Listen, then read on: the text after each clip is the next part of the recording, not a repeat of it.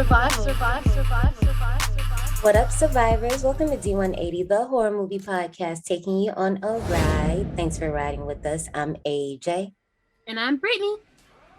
And Janae is actually living her best life right now, but she'll check in later. We hope she's having fun in Vegas. I hope she actually got to do some of the activities she wanted to do and not get too drunk and miss out on everything. But so far, it seems like she's fine. So we're just going to go right ahead and move on with our next movie in September's theme. Let's play a game.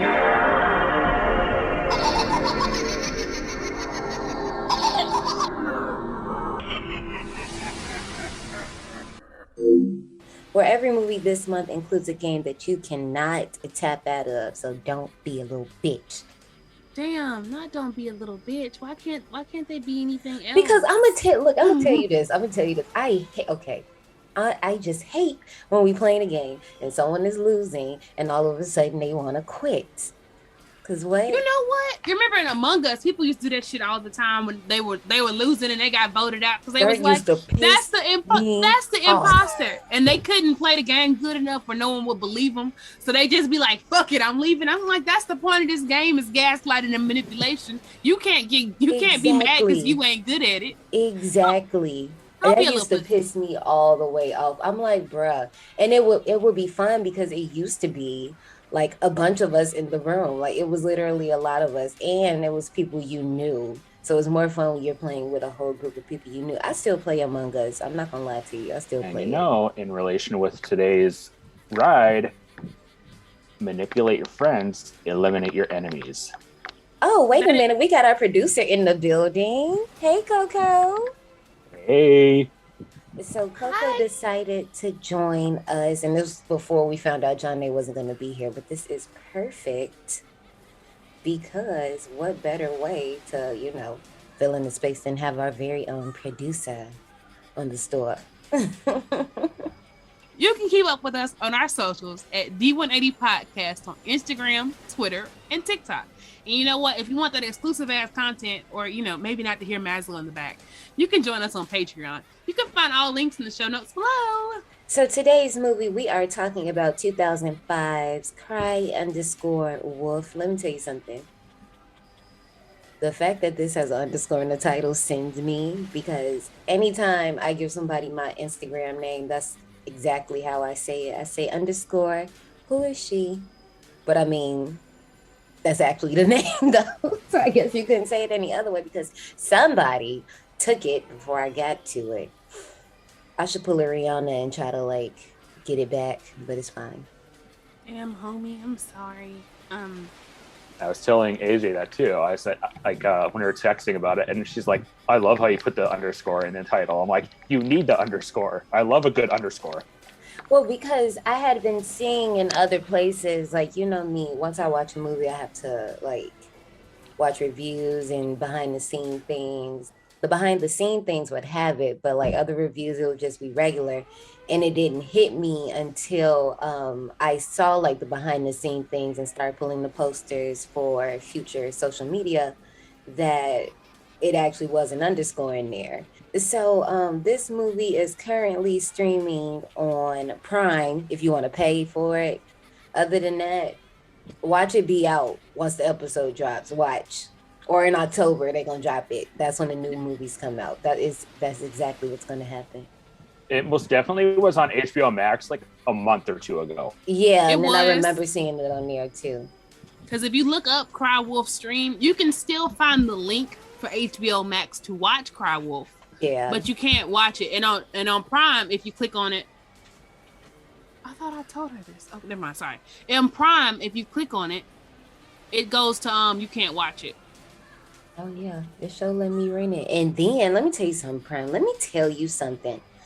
Don't you ever, I don't care if my rental time is up. If I am watching the movie, don't you dare stop it while I'm watching it. That was so rude. Don't be fucking rude. Are you kidding me?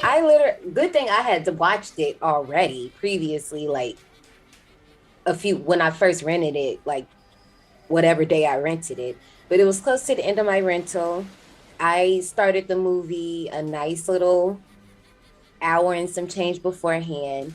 Literally, once it gets to the chapel scene, the movie just stops on Dodger. And I was like, well, first of all, actually, it's like 20,000 chapel scenes, but the one where towards the end. And I was like, did I press pause? I look at my remote. My remote's not even next to me, so I know I didn't do it. I look at the TV. There's no little two sticks. That means pause. I'm like, okay. So I go to my phone because I'm using Chromecast. And I see rental and buying prices. I said, I know you suckers did not cut the rental off. Y'all could have let it play. Y'all rude. Anyway. Also, Survivors, most places where you rent it, you'll get an option to either rent the unrated or the PG-13 theatrical cut. I did watch the unrated version. I did watch that one. I too watched the unrated. Oh, and just to let y'all know, if y'all ever get caught in the how do I see the unrated version, if you're watching from Apple, you gotta click the more versions. Because if you don't click it, your ass is gonna get the rated version. That's what the fuck you gonna get. So you gotta make sure you choose which one you want. Because if not, you're not getting that one. Yeah, I saw the theatrical cut once, and that was just in the theater. Otherwise, when the DVD came out, I bought the unrated, so I've only ever seen that version since. But I remember one specific difference. Otherwise, it's just extra lingering shots of the blood and killings and all that. Yeah, here it's only 10 seconds. And I was like, I know y'all did not give me a... So basically when Owen first meets Tom and they shake hands, and in the theatrical cut, he says, I just wiped my ass. I noticed that because when I was watching I don't know if I was watching someone's review or listening to someone's podcast, and they said that, and I was like, he didn't say that. But that's what it was. It was both. I heard someone say it first, and then I seen it on TV, and I was like, oh, no. I'm lying. This podcast puts like clips of the movie into the show. And I was like, wait, did I imagine him saying that? So then when I went back and watched the movie, I said, oh, they must have watched the regular cut. And whereas unrated, of course, he says, I just beat off, which I don't know which one would be worse of the two. I feel like, yeah, you're right. Actually, shoot, I should have put that in my would you rather for last week, huh, Brittany? I don't know what you're talking. See, that's why my child just made that noise right then, because that was just enough. To be fair, both of y'all were so sleepy that episode. I was like, oh my goodness. Both of y'all were so sleepy. But let's go ahead and get into Park recommendations. All right, so I'm just going to be very, very honest with you. The whole time I was watching this movie, I was like, you know what? I know a movie that does this a bit better. And that is 1986's April Fool's Day. I'm not going to say anything else because if you haven't seen it, I ain't going to say nothing, even though I feel like that kind of tells you what you need to know right there. But I just think that movie is a very, very good time, and I can't wait to do it on the podcast. I don't know why, but for some reason I thought you guys had already covered it on here. So I'm like sitting here scrolling on the episodes. I'm like, okay, they didn't. I don't know why I thought they did. Maybe they just talk about it so much. Probably. Yeah. I can see me bringing that movie up because I really do like that movie. It's an experience, but you gotta watch the remake at some point because it is trash, but you will laugh hysterically at how bad it is. I heard that it's not that good. So I mean, like, I'm willing to give it a shot, but you know what it is. All right. Technically, this one's a spoiler in and of itself, but I'm sorry. This film gave me all 2006's All the Boys Love Mandy Lane. I have not seen that movie yet. I keep saying I want to watch it, and I see it on, I don't know if it's still on American Netflix, but I see it all the time, and I'm like, I'm going to watch this movie, and then I never do. That one had a history. I remember that for sure. Had a history? Oh, yeah. Like, tons of delays and reshoots with that one before it finally got released. Okay. That's always the worst. That's always terrible. I have a couple of park recommendations. Oh boy. One is, to go with the whole private, prep school type setting is 2001's The Hole with Thora Birch and Keira Knightley. Thora Birch? Danny?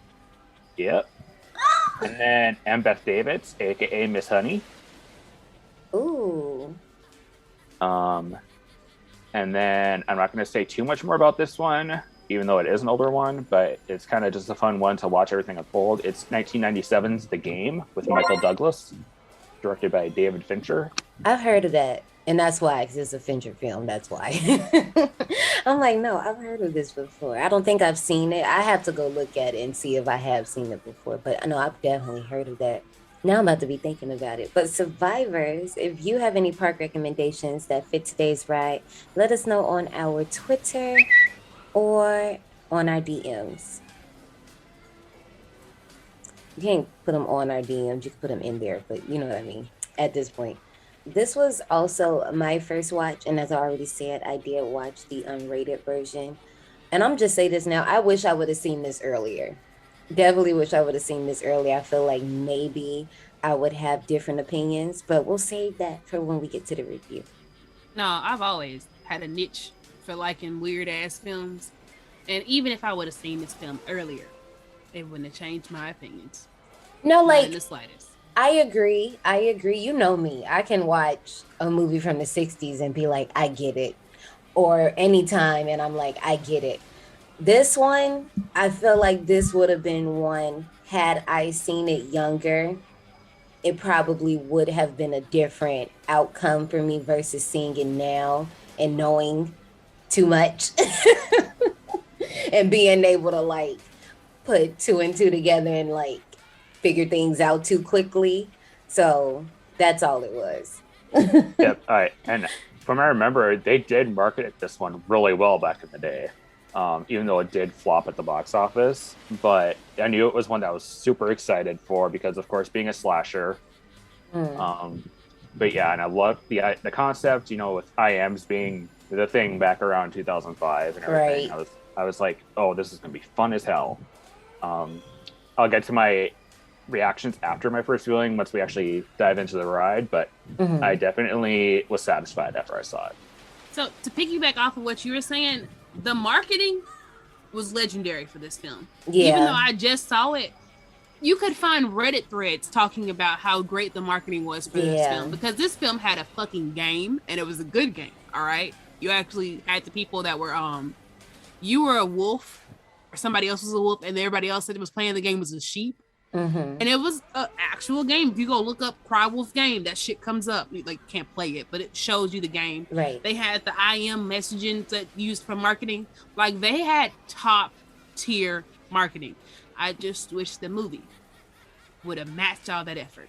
See, this is what I like about early 2000 films. I feel like they all had really good marketing. Like, they had a lot of great ideas. It really did. Yeah, like a lot of early 2000s movies, like House of Wax, which we'll mention a little bit later, but like House of Wax with C. Paris Dye, even though that was her idea. But just different movies in the early 2000s had so many great ideas when it came to marketing, and it really did get you excited to see the movie. Because I mean, like, okay, I ain't gonna hold y'all. When I got Instant Messenger, MySpace was here, so that was very short-lived for me. But for our young ones who don't know what IM is instant messaging, and this was basically our texting but through a computer. Nothing was more satisfying than annoying people on MSN Messenger and sending nudges constantly so where their screen was shaking like a mother. Right. Then the crazy thing is, like, you're either talking to people that you already knew or you're talking to, like, strangers, and then you just feel so, ooh, it's a stranger. See, I never did that. It was always with people I knew. I didn't want to touch any of that. Oh, no, I never talked to a stranger, but I know people that did. Like the chat roulette shit, I would never have done that. Oh yeah. I had a lot of friends that did that, and I would just be sitting in because you would go over your friend's house, and you're all sitting on the desktop computer that's in the corner that's whirring loud as hell, especially when you have to start it up. But anyway, um, we're just sitting there watching this person, and they're going back and forth with the person. And I'm just like, wow, you're bold. I can never. I do remember one time I freaked my friend out because we were IMing each other on MSN and using like webcam and all that. And I typed to her, I'm like, there's someone peeking through her window. Okay, now why would you do that? Because I'm an asshole. And she sent her friend to go out and look. I'm like, if she gets killed, that's on you. No. Damn. Oh no, I would have been bad. Because see, especially because most of the time when I was doing this, I was already at home by myself. And when you're at home by yourself, there's already a certain heightened sense that there is just wacky things going on and you don't know about it. And you're just always head on a swivel if you're the final girl like me. But I know who I'm looking at. Right, don't do that. No. You're gonna be looking at these knuckles. Okay, so this film, y'all, they had $1 million budget and it was all spent on marketing. That's my one little tidbit I got. It wasn't spent on shit else. All right, it was directed by Jeff Wadlow. That's not how I say your name. I'm sorry. Written by Jeff Wadlow. And how the fuck do you say Bo? I guess it's Bo Burnham. That's him. And it was produced also by that B word I ain't gonna fuck up again. And produced by, well, he was the producer. The production company is Rogue Pictures and Hypnotic. And surprisingly, there's a bunch of distribution places, but the one in the US was Universal Pictures. That's who all did it. Now, to get on to the cast. The motherfucker we don't really see that often, but we do see fragments of her body later on in the film. That was Erica Yates. She played Becky. Very, very small part. Very, very small part. What is breakfast, Becky? We have Jillian Morris as... What's Julian? I don't know. Fuck it. It's Owen. It's because Julian Morris sounds like Julianne Morrison. I sure was wholly with it. Because I kept doing that too when he made his first appearance in the park. This is his second. You can go back to episode 40, Sorority Road, that coincidentally had Coco on the episode. But that episode, I was like, Julianne Morris, and I was like, wait, hold up. No, Julianne Morris. Okay, there we go. I'm glad we did it together. Since then, we gotta give flowers to Sir Julian. Since we recorded Sorority, he has come out as part of the Alphabet crew, and that he's been with his partner. I think they're married for quite some time, quite a few years. So I did not know that. Me either. Yep, if you look on his Instagram, there's a lot of cute pictures of them together. Oh, that's great. I love that for him. Great. For both of them, actually. Well, damn, I don't like going on anybody else now because he has such a happy story. But you know what? We got to talk about the annoying bitch from Dawn of the Dead who kept calling Chips. Because that's Lindy Booth. She played Dodge, but you really know her from Dawn of the Dead. She's also Hawk. She also plays Hawk on the famous Jet Jackson. That is her. Except she was bleach blonde as hell in that one. That's why I did not put the two together. Oddly enough, Brittany kind of said this, but not like all the way. This is her second appearance in the park, and you can go back to episode 44. And Brittany, you were on that episode before you were with us for real. Was that her first visit to the park? I think so. If she was in anything else that we reviewed, I'm gonna be flabbergasted because I didn't know. I knew she was in Dawn of the Dead when I seen her in this movie, but if she was in anything else that we covered, I want to look because now look. I know she was in Wrong Turn, but you didn't cover that yet. Yeah. We haven't covered that one. We did 4. Yeah. No, when I looked, I was like, oh, this is the first one, not that one. Okay. Now I'm curious. She be an unspoken, unknown horror queen. We just didn't know she had been in shit, but she had been. Always annoying. Always. Who else is it? We had Gary Cole. Let's go ahead and point out something. So, IMDb has him as Mr. Matthews, but his name was Mr. Walker. I really don't know why that fuck up happened, but it was there. That's the thing. I just want to know it happened because it fucked me up. Because I was like, Mr. Matthews, was this the wrong person? Do I not know who I was paying attention to? That's the daddy. Yeah, that's right. Mr. Walker was Bon Jovi. Bon Jovi. Okay, never mind. I wasn't fucking up because I was like, this gotta be Mr. Walker. Never mind. Apparently, I also don't know who Bon Jovi is because I didn't pay him any fucking attention because I thought he was Living dead. on a Prayer. I know the song. I know the songs. I don't know what he looks like. It ain't like I go and try to find the man. Oh, that's fair. That's fair. Never mind. I literally just listen to the songs and be like, fuck it. You know his voice and his tunes, but not his face. No, I don't really care what he looks like. There's a lot of people who I just want their art, not them. That's fair. We had Jared Padalecki. Girl, you a lie. You a lie. I know you don't. You know how to say Jared Padalecki. Janae is going to. You are so lucky because she will. Listen, listen. I might be a Supernatural fan, but I'm not going out of my way to try to figure out how to say his motherfucking name. Y'all, he was also in House of Wax, but I'm not finna go look at Sam like that. I'm sorry, y'all. Well, y'all can check that out in episode 24. Jared Padalecki had it pretty big that year in 2005. Yes. He obviously had already done Gilmore Girls, so he was clearly the most famous face by that point in the movie. Mm-hmm. And okay, then, I wanted to ask you this because you were probably about to say this because House of Wax and this came out the same year. Yep. You know the filming times, like which one was filmed first? Would you happen to know? I'm not sure on that one. Cody's our producer because he's damn near like the horror Bible. This is why we ask him these questions. Y'all should see the question. We treat Coco like he's Charlie and we're the angels. It's actually very cute.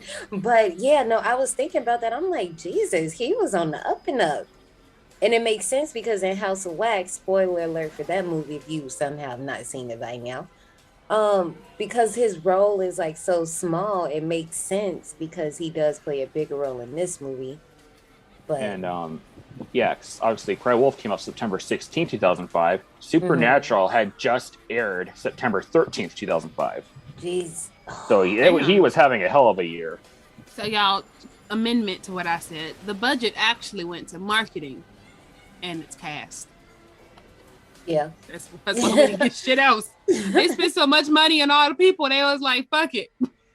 We gotta just go with what we got. That's why they ass had so many fucking problems with damn filming, because they had to get done fast as fuck. That's why, because they ain't had no money. They ain't had shit. What is it? We had Jesse Jansen as Randall, Paul James as Lewis, Sandra McCoy as Mercedes, Ethan Kahn as Graham, Christy Wu as Regina, and we already said this, but I have to say it again, John Bon Jovi for Brittany as Rich Walker, because Brittany did not know what the fuck he looked like, and she's okay with that. She's just fine with it. You uncultured swine. I just wanted to say that. I probably am. So y'all, just a little tidbit that I kind of threw in there already, but not really. They had half a day to film the pool scene that they had. We're going to talk about, because the generator fucked up because of the water. I was looking at that. I actually have some behind the scene things in the show notes. And I don't know if you saw the part where Julian actually did his own stunt from jumping off of the ledge. Mm-hmm. And it was like, okay, if you fuck up, you could crack your skull, you could break your neck, you could slip. I said, no, this is good coaching, because I mean, it's best to tell people the truth. Like, hey, if you fuck up, that's on you, dog. But you might not live through this. So you wanna do this? Yeah, I'm good. I also appreciate the fact they have a little peephole under the pool structure they had built where you can go, and that's how they got the shot of the little redhead fucking drowning, not drowning. That's how they were able to see it. Because, yeah, they did have cameras in the water, but they also had them outside the water looking on the side, which I really did like that shot. It was nice. Also, another thing, the reason why we just said everybody's motherfucking name, but we did not say the wolf is because these motherfuckers was passing that motherfucking mask around like a hot potato. Bro. Everybody was wearing that bitch. I appreciate that because normally you have like a stunt double playing it, whereas if they're passing it around, it's so much more fitting because like even in Scream, it's very rare when the killer was wearing the Ghostface garb. Listen, it had Jared wearing the bitch, the director, the stunt coordinator. They even had the fucking set medic. They were like, hey, look, listen, if you were standing beside them, wear this motherfucking mask and look terrorizing right the fuck now. And I appreciate that shit. I just had to say that. Oh, had to get that out. It's better than how they picked the person to play Agnes in Black Christmas 2006. How did that come about?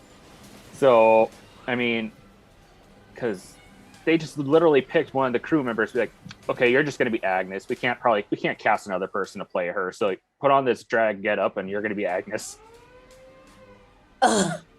That's essentially in a nutshell how it went down. Damn. So if you're wondering why Agnes looks like a man, that's why. Oh, heck no. Oh, no. Well, with that being said, it just adds to the camp. Let's go right ahead and get in line for 2005's Cry_Wolf. And yes, I'm gonna say it like that every single time. I am. Step in line. Your number is near. Follow the signs. Your time is here. Are y'all ready to play my game? I am. Not even gonna hold you. Let's go ahead and get started. So I know y'all heard of 2 truths and a lie, but I hate that because we telling too much truth here. It's hard to weed out. It's easy to weed out a lie when everything else is true. So let's do the opposite. We're going to play 2 lies and the truth, and we're going to figure out who the fuck is lying. Well, what's your true statement through all the lies? Isn't that fun? Y'all know Brittany was like, Johnny got to be a games master one week. AJ got to be a games master one week. God damn it, I'm gonna be a games master. I see you. Exactly. It's because the FOMO, that poor baby. You know I be having it bad. I was like, when you was like, did you find anyone? I was like, no. Because I really thought you'd been a quiz. I was like, because I got a game and I ain't mentioned this shit because I ain't want nobody to prepare. I was going to throw this shit on y'all. We need the truth. We have to know the truth. But literally, y'all motherfuckers lying. Let's begin. And we have to figure out which one is my truth. What truth do I live in? Y'all ready? I think I might have mentioned some of this shit before too. 1, I think I've seen a murder before. Well, not a murder, just a death. I think I've seen a death before. A violent one. 2. Damn. What would be that one? I don't know. Not you not having it together. Hell, I didn't want it myself to prepare either. Shit, I can't think of things that are true like that because I have to figure out whether I don't told y'all. I don't think I have. All right. I almost drowned in Jamaica. It was tragic. I don't know how the fuck that ever happened. Jose doesn't trust me anymore. Not with snorkeling, but you know what? Fuck it. Number 3. This is a sad one. I had a dog before Maslow and he ran away. So I'm supposed to figure out which one is the truth. Yep. The truth is you saw a murder before. You motherfucker. Because you told us all on the podcast, girl. I couldn't remember. Oh, heck no. Oh, but there are some truths mixed in with my lies. I did have a dog before Maslow, but he didn't run away. You killed him. No. Trigger warning, he's hit by a car. I could no. Sorry, I was about to say something super dark. I'm sorry. That was terrible. Oh my gosh. I was about to say, I mean, like, technically he did run, but just... You need to leave. I do need to go. Like that. He was a good boy. sorry. I'm sorry. I'm sorry. The Britney jumped out of me. I'm so sorry. It definitely did. It did. So survivors, it turns out that I tell on myself, and it's easy to figure out when I'm telling the truth or lying. Oh no, it really is. Poor thing. I really don't. I'm such a straightforward person, though. That's the fucked up part. I'll tell you anything. Yeah. I was like, no, as soon as you said it, I was like, I know which one. This did not take me any type of long to figure any of this out.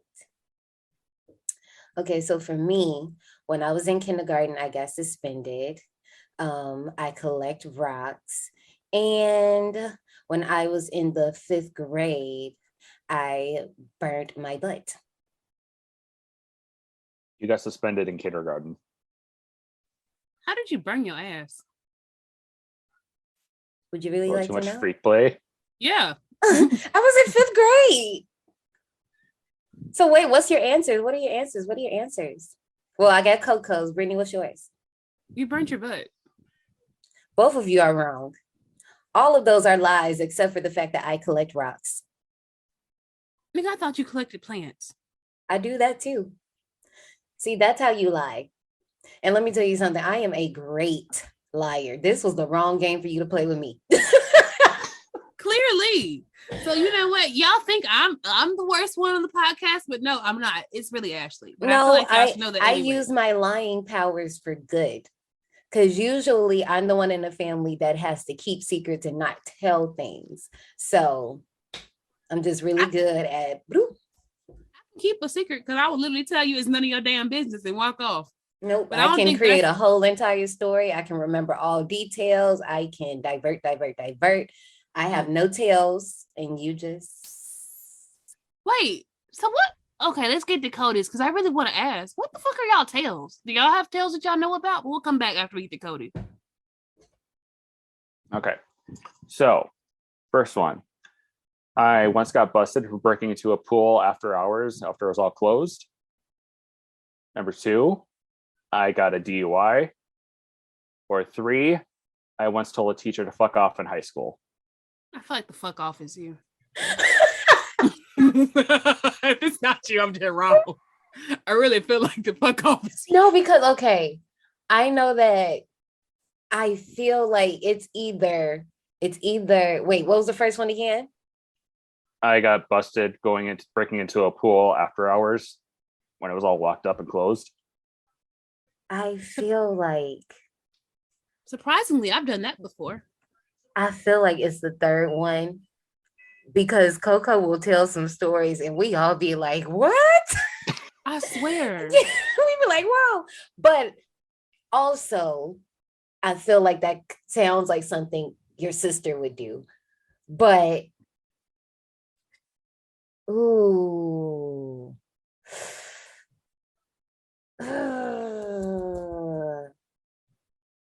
The second one, I know that can't be it. I don't think that's it. That's it. That first one, I can see that. I can see it. Okay, I'm gonna go with the third one. I'm probably wrong. It's probably the first one, but I'm gonna go with the third one. The first one is the truth. I did get busted breaking into a pool. I knew it. And that's why I was like, that third one sounded like something your sister would do. But how did you get busted? Because mine, I was at a party that happened in a closed pool. What did you do? The people I was with wouldn't shut the hell up. They were making too much noise, so people called the cops. Like we literally had to climb up the fence and knock top onto this little hut on this little roof hut thing, and then jump on down. So that's probably the most activity I've ever gotten in my life. And you know what? I wanted to say, because Coco, y'all would be able to get away with that. Us, we wouldn't even be able to get in the door. Let me tell you though, I got away with it. And that's why I didn't want to pick that one, because I'm like, that's too easy. That's way too easy. The third one, I feel like Coco could have got too fed up one day and was like, you know what, damn it, fuck off. But I mean, I did get in trouble once in 5th grade from my teacher because he heard me just shout Jesus Christ at another kid in my class. He's like, I could kick you out of my classroom for that. And I'm just thinking like, for that motherfucker, please. Listen, I've got kicked out of class for way worse. I was in math reading a book. All you said was Jesus Christ. No, it makes me think of the black phone. She was like, what the fuck, Jesus? What the fuck? Hell, I thought of when she was talking to the police and she was like, I'm the fucking grabber. What did she call them? Fart knockers? Fart knocker. Yep. Yeah. I heard that term a long time ago and I can't remember what it was.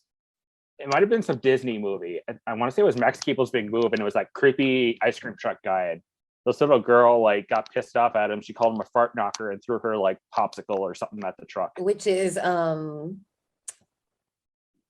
what's Randy Meeks' real name? Because I don't know. Jamie I know, Kennedy. but I don't. Thank you. I'm like, I do know his name. Turn around, Jamie. Look behind you, Jamie. Okay, let me stop because if Sydney or if Brittany start with Sydney, I'm gonna have a problem. So survivors, let us know. I don't know why. Because stop it. No, she's not. Oh, what is it? She got an acquired taste. She is an acquired taste. I think she's gorgeous, actually. Well, I think she's cute. Well, I mean, you would. You do just the don't think taste. she's cute. That would be the acquired taste, would it not? You like Scream. You would like her just because of it, because she is the final girl in Scream. I'm just gonna be honest with you. You're the only person I've ever heard say she's ugly. Survivors, let us know if you can find the truths on our Twitter or in the DMs. Well, it's our time, and let's get into 2005's Cry_Wolf. And don't forget the underscore. We're sneaking out. Do you want to come? Where are we going? Westlake tradition. To do what? To play the game. So how do we play? It's a lying game. The object, avoid suspicion, manipulate your friends, eliminate your enemies. This year, we've got to raise the stakes. Let's convince them murderers on campus. They're the sheep, and we're the wolves. We're gonna create a killer. He needs a name. The wolf. The neon ski mask. Give him a camo jacket, too. What else does every good mass murderer have? How about a gun? But a knife would be scarier. First death is always a townie. Which is just a warning shot. It's so obvious, it's perfect. Think anyone will believe her? I read the email. It's happening. The first girl, she was shot in the face. He sent it to everyone he knows. Thinking if I didn't want to get gutted.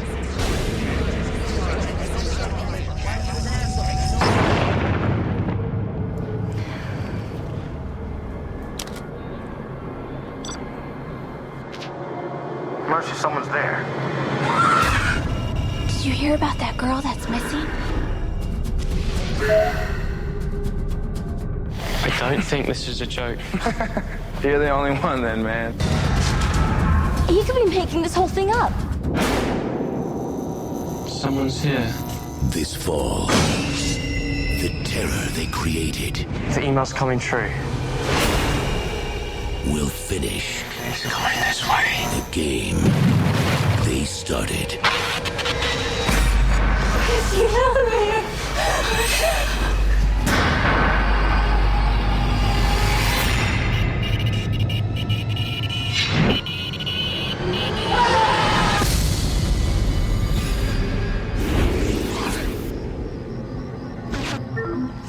Don't leave it out.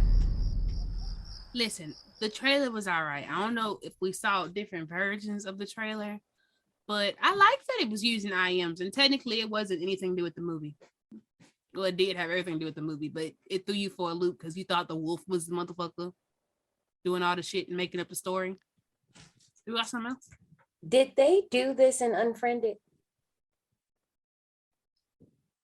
Do what specifically? This type of trailer?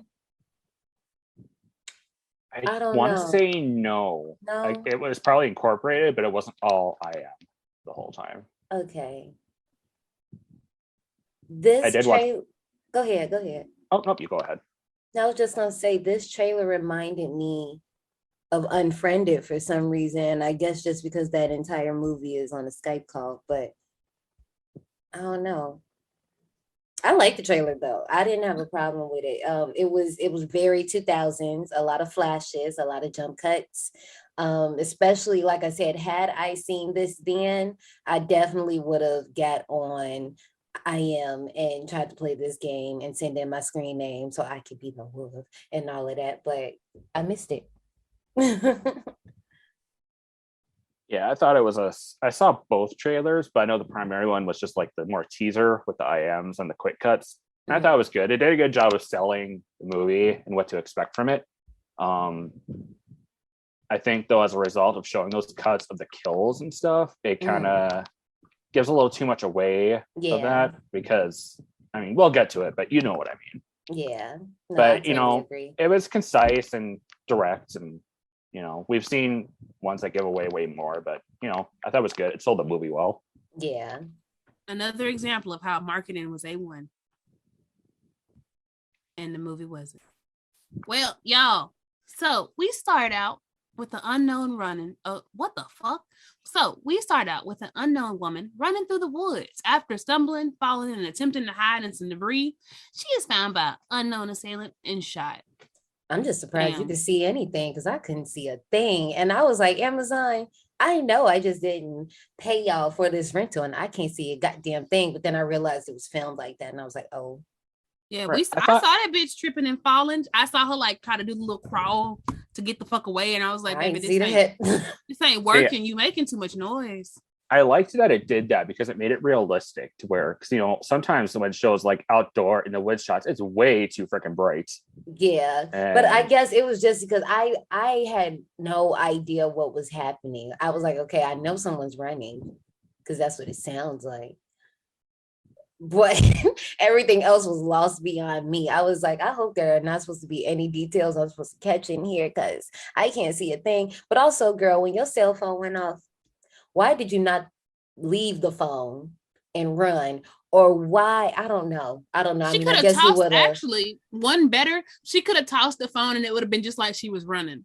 So no, you wouldn't have heard her footsteps. The killer would have seen the screen of the phone probably going. And it's not going to be no big ass firefly. Mm-hmm. Well, they already had the light. So that's what I'm saying. Like, I would have rather her leave the phone or at least quickly turn it off. Either turn it off or throw it the opposite way and hurry up and run the other way, even though he probably would have heard your footsteps. But if he was already that close and hearing the phone, girl, I don't know. I just know you shouldn't have stayed in that one spot. She literally just stayed there and just let it happen. Girl. It was a generally nice cold open, though. It was kind of creepy, especially when he does call her phone and you're like, oh, fuck. It was good. I liked it. So, y'all, during this little part and after, we're finally given the film's title card. Cry_wolf. And introduced to Westlake Preparatory Academy. It looks great with all the leaves and the trees and the fall setting is beautiful. It is. And guess what? We see a nice little doe off to the side eating, and we're like, baby, I know there's some foreshadowing, but oh shit, I leave deer alone, even though deer sausage is delicious. And that poor baby is startled by, don't look like that. That shit is delicious. Startled off by Dodger, who is skipping the assembly after a student who has gone missing. We know that's the old girl in the beginning. And they have a nice little talk, trying to get to know each other, getting to know you. Not going to sing the rest of the song. And we find out the history of Owen Matthews. And he's been going school to school. And the last one was because he had the misfortune of, dating, the dean's daughter. Naughty. But their conversation's broken up by a teacher. But Owen ends up saving the little redhead from getting into trouble because she was helping him find his dorm. She wasn't going to go up there, though, don't worry. They were just going to go together to the steps and leave her off. Cody, when she was like some townie, did you think of Black Christmas? I did. I put that in my notes too. I'm like, what is with horror and hating townies so much? Like, what's wrong with townies? You can't are a townie. Right. I'm like, oh, okay. Well, never mind. Also, shout out to the Dickens scholars, but I'm not a Dickens scholar. I'm just naturally a Dickens. But Yeah. I do like this little exchange between them. You know, it kind of sets up their future relationship. Like Julian and Lindy are kind of cute here. Like she does a good job of being like the sassy and flirty girl, and he's just like really sweet and innocent, and you kind of dig it. She still skipped the assembly. Yeah, she did. Screw your excuses. It don't matter if she was showing you your room. She still skipped the assembly. I was like, screw your assembly. Screw your I don't know how it actually worked out for that, because to find him outside, you had to, like you were saying, not go to the assembly. So 1 + 1 don't equal 2 here, baby. You still was outside when the assembly was going on. Mm-hmm. Like, don't give me that bullshit about you talking to him. You don't even know this man. Because I would imagine when I was in high school and we went to assemblies or extra programs, blah, blah, blah, blah, blah, we had to walk with our class to the assembly. So at some point you broke off from your class. You was probably walking in the back and just slid into the bathroom, which is what a lot of people at our school did, and then came out later while everybody was in there. You still skipped. That is true. Can we talk about his dad? Oh, I'm so finna talk about that shit. Mike Brady? Like, it was hilarious. He kept sending that motherfucker the voicemail all fucking movie, first of all. It's just my son. Like, your kid just went to a new school. Like, you're not concerned a little bit? No? Okay. No. I don't give a fuck about what's going on with him. I don't care about the fact that he lying about his work study, his class schedule, or his roommate. I don't give no fuck. That's on you, buddy. It's all on you. I mean, I don't think his dad cares either, because he's just not answering. So. He could have told that man the truth, honestly. He didn't have to lie to him. Honestly. He could have just said, I'm the janitor. That's my work study. I'm taking journalism, not hard sciences. And my roommate's a dick, literally, because he played with his and then try to shake folks' hands. I would have slapped him. I just beat off. I just slapped you.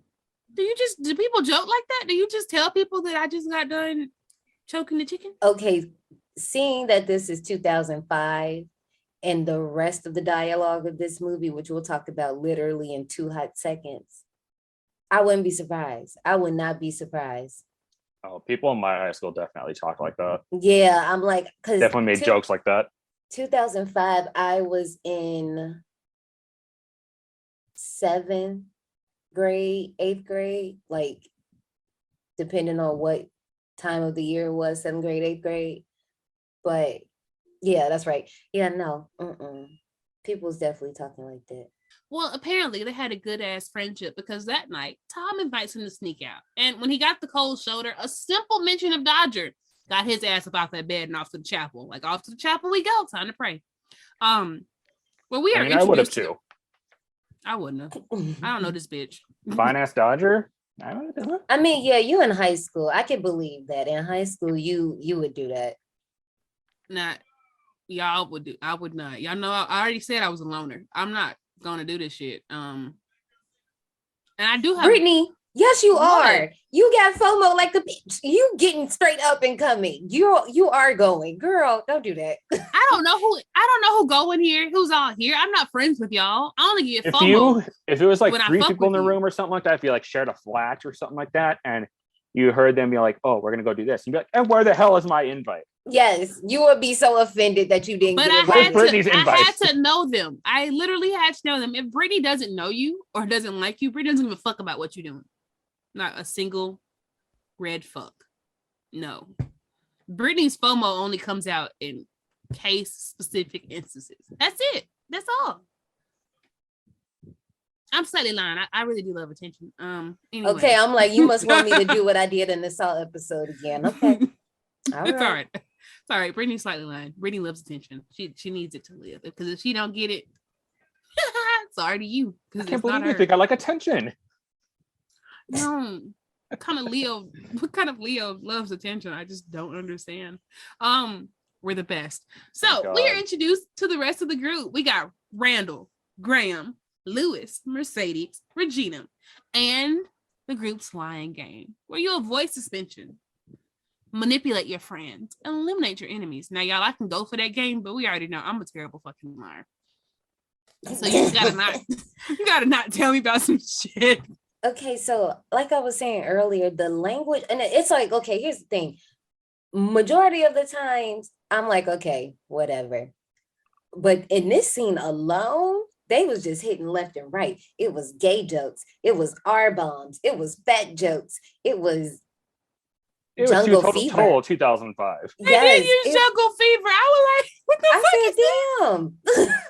Then for like, I should have did like, I think that 2005 might be worse than 2009. We talk about the language in 2009 movies like Sorority Row, Jennifer's Body. My tit. Here you go. But yeah, we talk about them, but I'm like, oh, wait a minute. 2005 might be. Even just their like general friendship, they don't seem like friends. They're always coming at each other throughout this film, and like that's on point for 2005. Yeah. Honestly, that's just on point for high school. And okay, I don't care. I kept forgetting this was a high school because I'm like, these kids look grown as hell, even though I have said this before when we guested on A Nightmare on Fierce Streets episode of The Rage Carry 2. When I was in elementary and middle school, high schoolers did look older to me.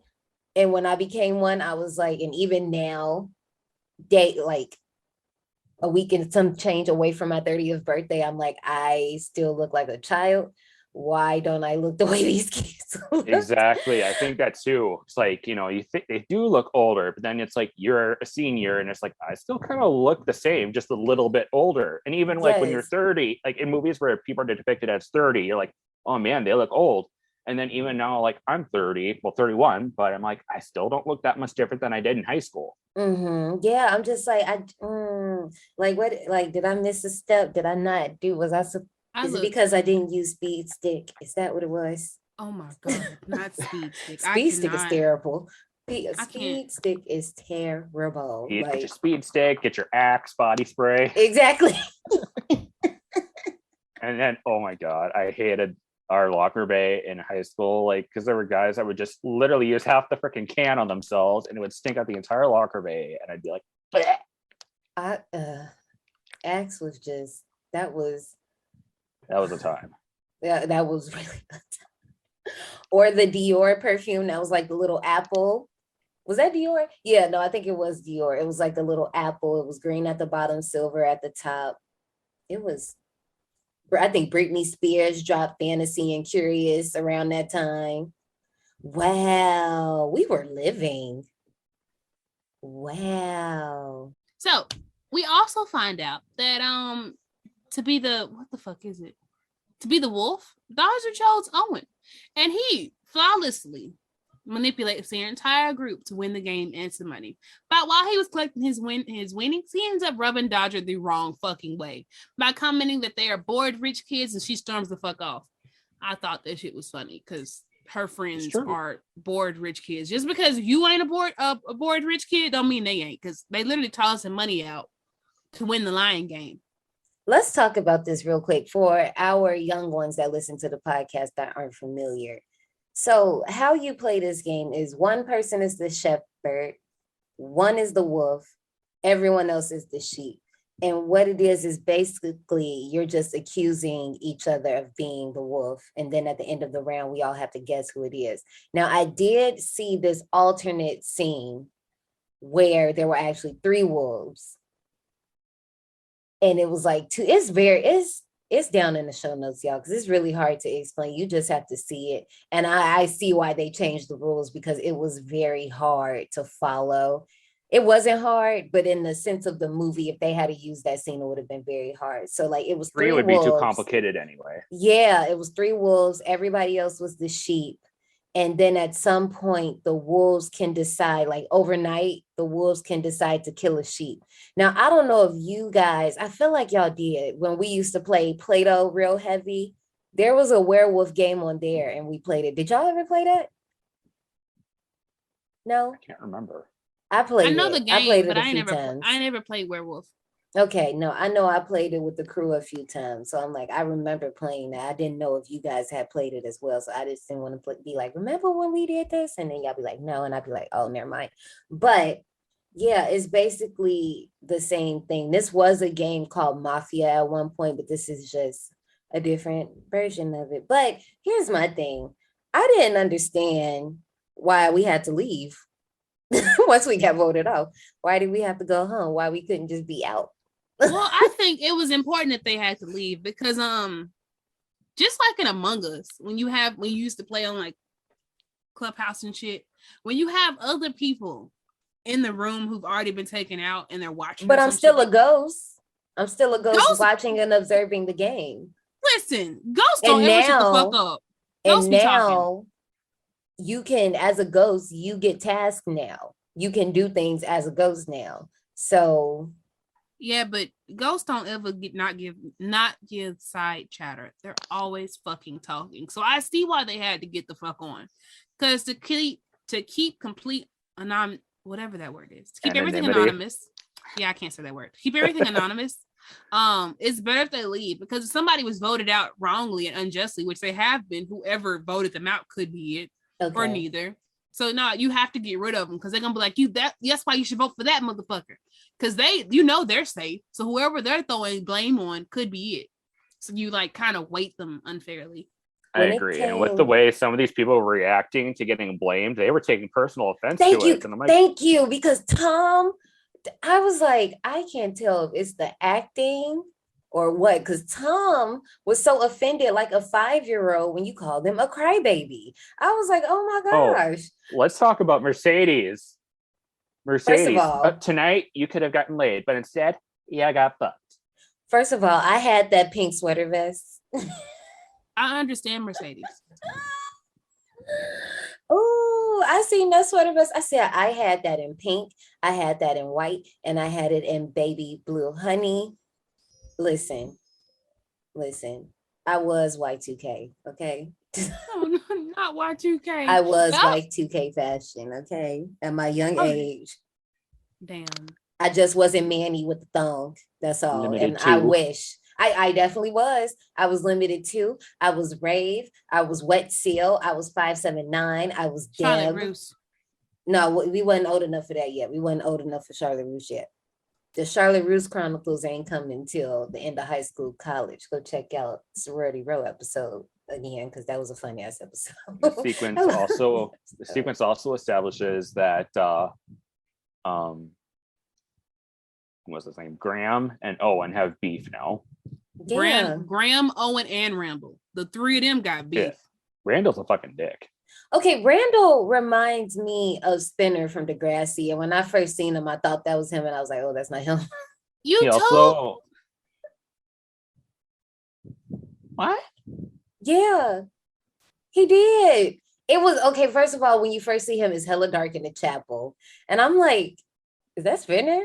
And then they show him at a different angle. I was like, oh no, that's not Spinner. If he would have got with the red hair, it was real quick. It would have made sense. I'd be like, oh, so we're redoing Degrassi. Yes. It was a second. Like I fixed myself real quick. So don't beat me up, Degrassi fans. I know how you guys are because I'm that way too. I love Degrassi. We thought Drake couldn't walk for the longest. Anyways. We did. We then cut to authorities mere steps away from discovering the hand, less a couple fingers, of Becky. Cut back to Owen, and he's been sabotaged. Oh my goodness. His alarm clock has been unplugged with a note that he is out of his league. Actually, they called him O-Dog, but what the fuck ever. And that's a wife beater. So he runs on past the groundskeeper as he makes his way to journalism class late as the fuck. During class, he receives some IMs from Bo Peep. It's Dodge ass. And he gets an invite for 10 o'clock to meet her at some undisclosed ass location because they didn't say it on the screen. I was just like, damn. I think she's meant 10 o'clock as in like where she was at in the classroom. Yeah, the eye direction. Oh, well, I'm a dumbass because I was like, who the fuck? I was like, where you gonna meet her at 10? This ain't lunchtime. Okay. There, as I just said, I was a little thrown because I kept forgetting these are high schoolers because they look so grown. Did y'all see that little baby that was in the class? I didn't. It's the girl. Okay, so Mr. I'm just gonna call him. Yeah, I'm about to just call him Bon Jovi. Just call him Bon Jovi. Yeah. Right, Bon Jovi. He's teaching the class, and there's a girl in the class. She's like, "What does that mean?" That was a teenager. That was a real teenager. I was like, "Oh, wait a minute." She like baby face all over, and then you go to everybody else, and it's like grown person. I was like, "Oh, damn." It caught me off guard because I just was not expecting to see a little sweet baby angel like the right age. You know what I'm saying? I got you. I just didn't notice her. I just think everybody, I don't know. It goes by really quick. Like you gotta like be watching, and you notice it. I was like, oh my God. That's a child. Damn, now I'm gonna go back and look and see. So y'all, we joined the group at lunch, which is not at 10 o'clock. It's actually at lunchtime. And the group discusses joining Tom to go to the lake house for the weekend because his dad's a senator and he's bringing a limo to pick all their asses up. But Randall can't attend because he needs to borrow Tom's car so he can get involved in some extracurricular activities on Thursday night. They're all like, what the fuck ever. We don't believe you. So the fuck what? But as all this shit's going on, they're like, let's play the line game because we ain't got shit else to do. And Dodger's like, fuck no, I'm tired of this shit. Why? Because new guy's right. We know each other too well. So let's play an alternative where we're the wolves and the entire school are the sheep. But unfortunately for her friends ain't got no motherfucking imagination because they asking all types of questions like, how the fuck is this going to work? How are they going to fit in the chapel? How are we even going to do this? And she's like, fuck it. Y'all are still playing checkers. Y'all need to speed the fuck up because I'm playing chess. Mercedes is so lucky that she's pretty.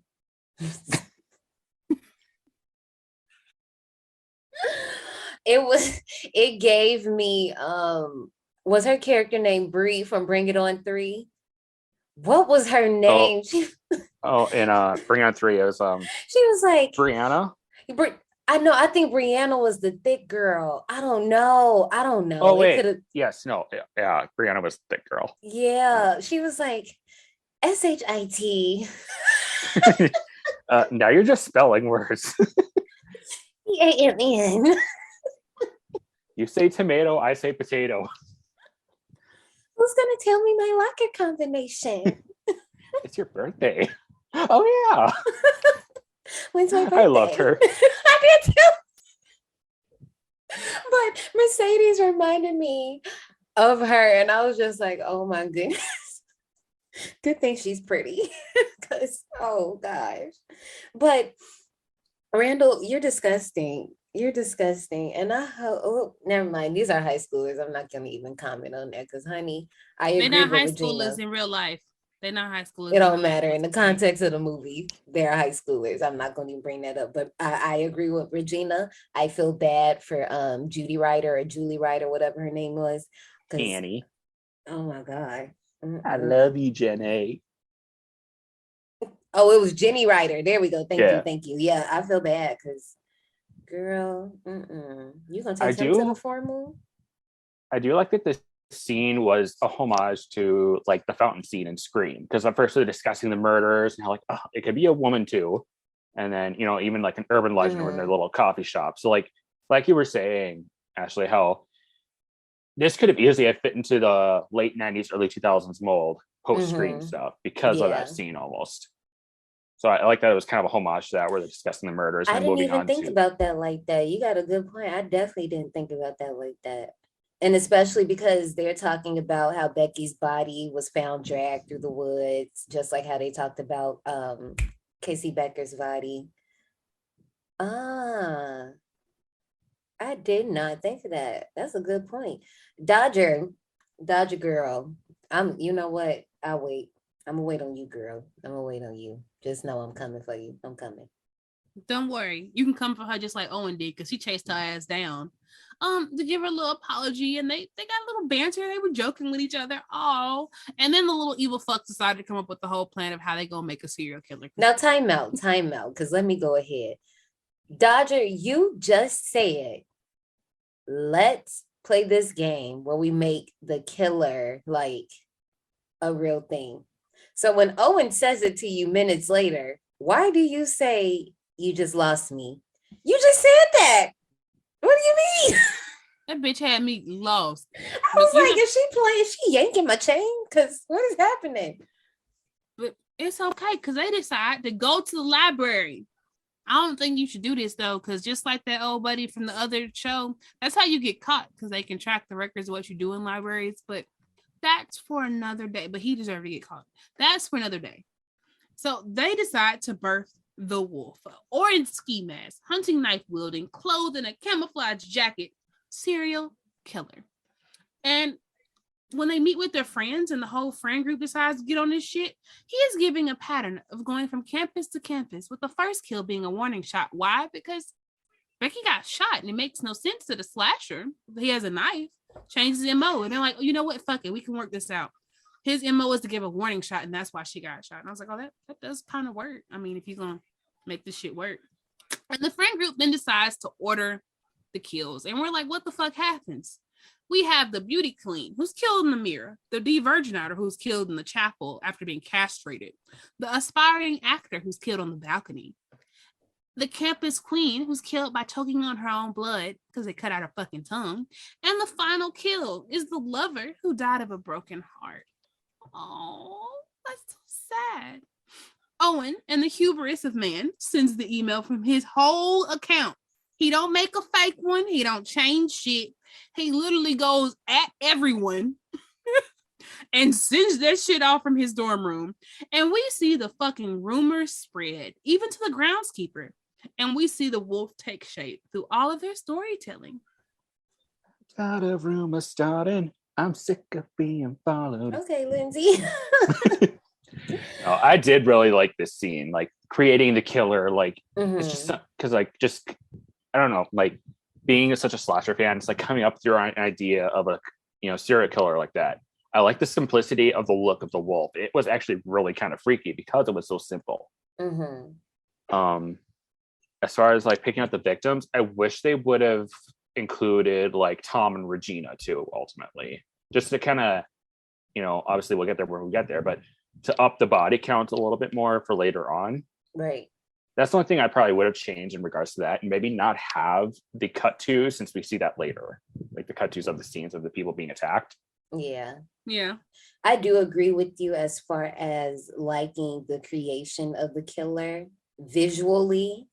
Like you have all of the text blended in with like it's literally like you see the killer come to life right in front of you. But I did not like the planning of the deaths though. But I'll save that for later. But that part, I was just like, I wish we didn't do this. I mean, in the sense that it's the fact that they're still making digs at each other, like they're coming with their own ways to pretty much kill their friends. Like, right. All right, I would kill you like this. Now listen, I can honestly say that the basis of any good friend group that probably ain't gonna last long is if you can imagine how you gonna kill some people off. I gotta say that's a yeah. They had everything. They're never gonna talk again after high school. You could tell. Well, after those whole events, yeah, definitely not. Oh no, they should be friends. They should be. I think it's gonna be small friend groups. They might not all collectively hang out, but some of them, like Graham and Randall, probably still hang out. Regina and Tom probably keep in touch, maybe. Even though they hate each other. Right. That's just how we work it out. But fuck it. Because guess what? We just cut to Mr. Walker stopping Owen randomly. They do have some just little cut scenes that just kind of cut. But that's later. He stops Owen for a game of chess in his office, where he tells him to tell how his tale has spread to the victim's mother and her motherfucking attorney. But don't worry. They still think it came from outside. He's not inclined to open his mouth because snitches get stitches. And he's not worried about it. But he does warn Owen that his probationary status is going to be a little precarious, a little fucked up if he ends up in the headmaster's office because his ass is out of here. Listen, you ain't got no strikes like everybody else. You was almost out the fucking door already. And he also warns him of the ignorance of youth. But Owen really ain't here for that shit because he thinks he knows it all. Like the whole movie is him thinking he just too fucking smart for his own good. Like most folks do. I mean, that's pretty relatable as a teenager. Like as a teenager, you really do be thinking you're invincible. And horror has a really good way of showing that. And that's why teens start getting fucked up in movies, because it's like, look, you little shit, you can get touched too.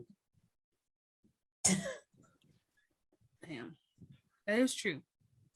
I was one of them. I'm probably still one of those, honestly. We cut to a shrouded figure in a jacket pocketing a revolver, and then we're back to Owen, who again attempts to reach out to his dad and is forwarded straight to fucking voicemail again with the it's just my son. That was fucked up. And he's interrupted by a ping of an instant message, and it's the motherfucking wolf telling him to be careful what he wishes for. I've been like, which wish? We got to be specific here because I want a lot of things, so we got to really narrow this shit down. But he doesn't. He ends up accusing the Tom of being the messenger, but that nigga walks in and he's like, that ain't me. If it would have been me, I would have told you. And he proceeds to message this shit because he's like, it's probably Dodger because she gets off on this type of shit.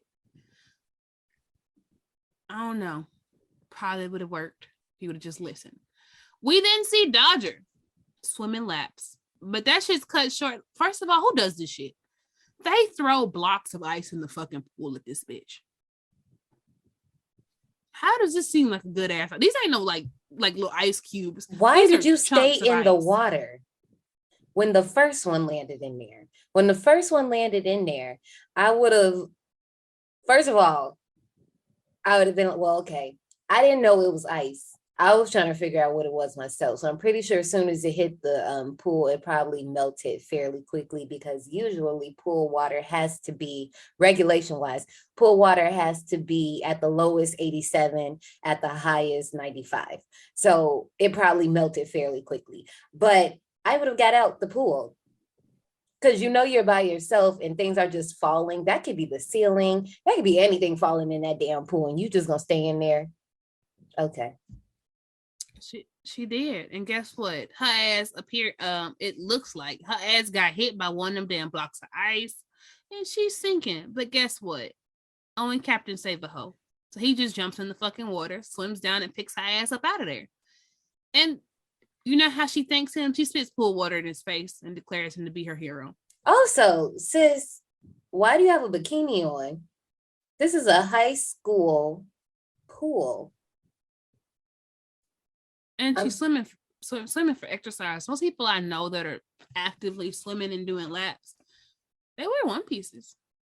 I know I do. I feel like especially at a private school like this, where they have the uniforms. Yeah, that's what I'm saying. Like I'm not gonna hold you. If I was practicing, I don't know. I just throw on swimsuits. I wouldn't be wearing nothing like crazy, like no string bikini, no, but a decent two-piece probably, yes. But yeah, like this is a preparatory academy. Like, where's your uniform swimsuit? That just okay. Uniform was always lacking at this school, like at most high schools, because they was always skirting that motherfucking line. And I'm like, what the fuck? But they end up, calling her out and shit, and they're like, oh, we know you're the wolf. And she's like, no, that wasn't me. I was studying for AP Chem with Regina. And so we just ended up playing hot potato, and Owen ends up going to visit Graham, who's in a study group, and he just bust the fuck in, not giving a fuck of what he's doing. He's like, oh, really? You thought that shit was funny? And he's like, I had to do what I had to do. But they talking about two different things, and maybe they should have called Audible and listened, because he tells him about trying to pretend to be a serial killer, and he's like, no, man, I just filed a noise complaint on your ass because all types of shit going from your room. And we like, he ain't been in his room. What the fuck's happening up there? And we end up cutting to the third floor of the boys' dorm, and we see Tom and Owen's dorm room is fucked up, all the way fucked up. Specifically Tom's side. Right. First of all, time out, because I ain't bring this up earlier. Them dorms was trash. Them dorms, that bed, I'm surprised it didn't break as soon as you sat on it. Like that. They had a I pay this much To go to a preparatory academy and this is what the beds look like? I think not. Absolutely no. Absolutely not. Also, Tom, honey, you were just with Owen. You guys left the room together to go throw ice chunks at Dodger. He left you for maybe 20, 30 minutes to go talk to Brent. When did he trash the room? Let's ask questions here. Let's be smart here, because that's not his strong point. You can clearly tell that he wasn't excelling in academics. His daddy a senator. All he gotta do is go to class. That's it. This is true. I was just kerfluffled. And he was sitting there like, oh, you did this to my room? Why isn't your side fucked up? Nigga, you should be asking these questions to somebody other than me. Weren't we just here together? Weren't we just talking about these IMs together and the room was fine? We left hand in hand, la-di-da-di-da. Why the fuck you in my face? Oh, that Texas impulse always got to point to the first person they see. Oh, you know, they make it a point that he's from Texas. You got a point. Big ass flag in the room. Flag on the play, but fuck it. We're like, what the fuck happens? And guess what? There's an IM for them. And also on the little laptop, there's a blood-covered piece of jewelry just sitting there, kind of disgusting.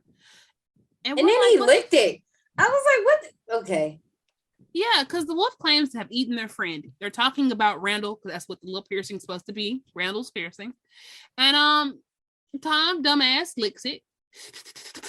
He's like, oh, she has a recipe for fake blood. But normally it's sweeter than this. What the fuck? Why would you lick this? And now you're like, nothing would make me lick that. Like, I don't care if I didn't know it was fake corn syrup, like what they use in Carrie, Billy Loomis. Like, no, I still want to lick just like my mom puts on her spaghetti, baby. We're going scary movie. Like, I'm not finna lick shit. Okay, that's just not who I am. But it is who they are. And they end up calling Regina, trying to call her out in their shit. But she's like, it wasn't me because I was on an AP bio field trip all afternoon. Now, here's the fun part. She just said AP bio. Exactly. And old girl said that they were studying together for AP Chem. Now, I'm not no scientist or nothing, but I think biology and chemistry are two different things. Right. Two different subjects. So always like, hold up, let me go check this bitch. See, at this point, if I was trying to pick who would be the killer or the wolf, I thought it was Tom, because he was doing the most. He was just pointing fingers at almost everyone.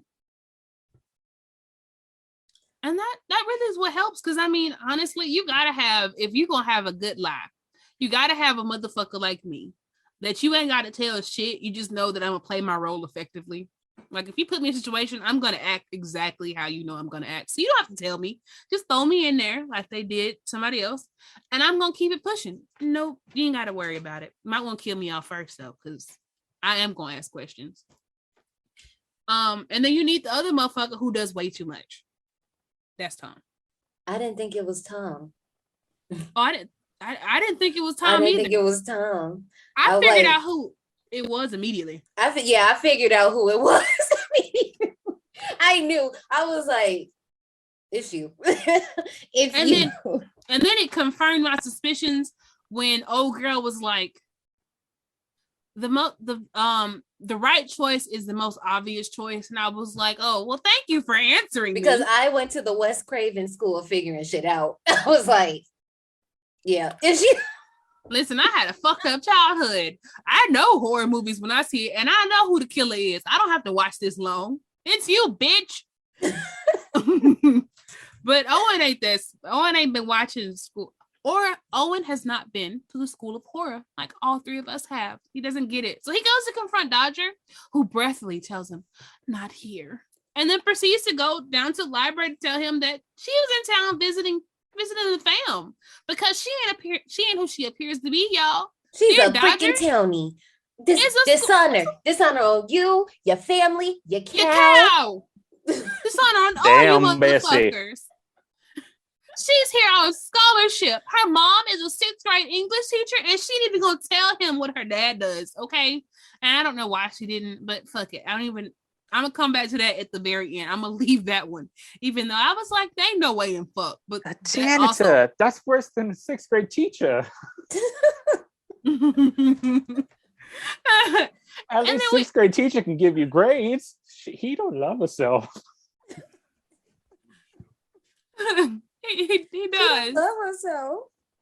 I guess. I mean, he works at a prestigious school, so he does love them because he got her ass in.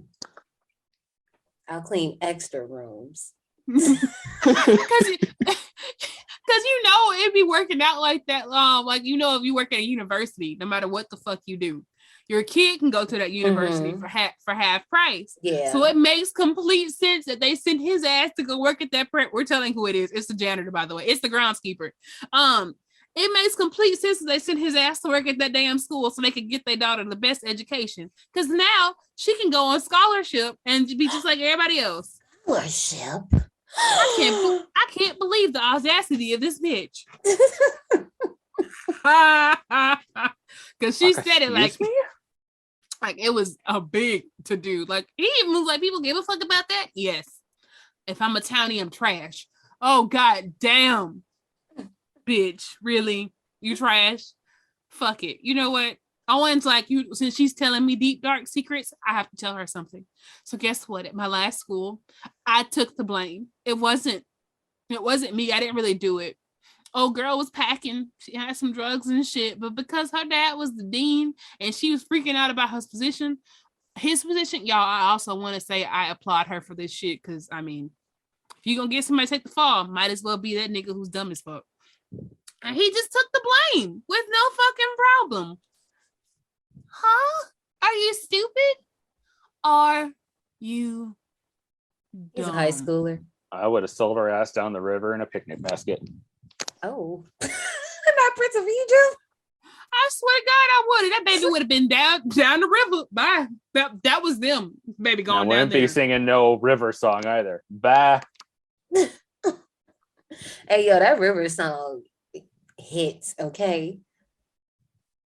It does. And I don't know if it was this part or another one. I kind of didn't write it down on this one. But she does tell him that he don't have no goddamn tail like everybody else. But he got a weakness. Y'all, this is the weakness. I need to insert this right the fuck here. If you can't tell about Owen, his weakness is women. He needs to be the fucking hero. He is the epitome of a white knight syndrome.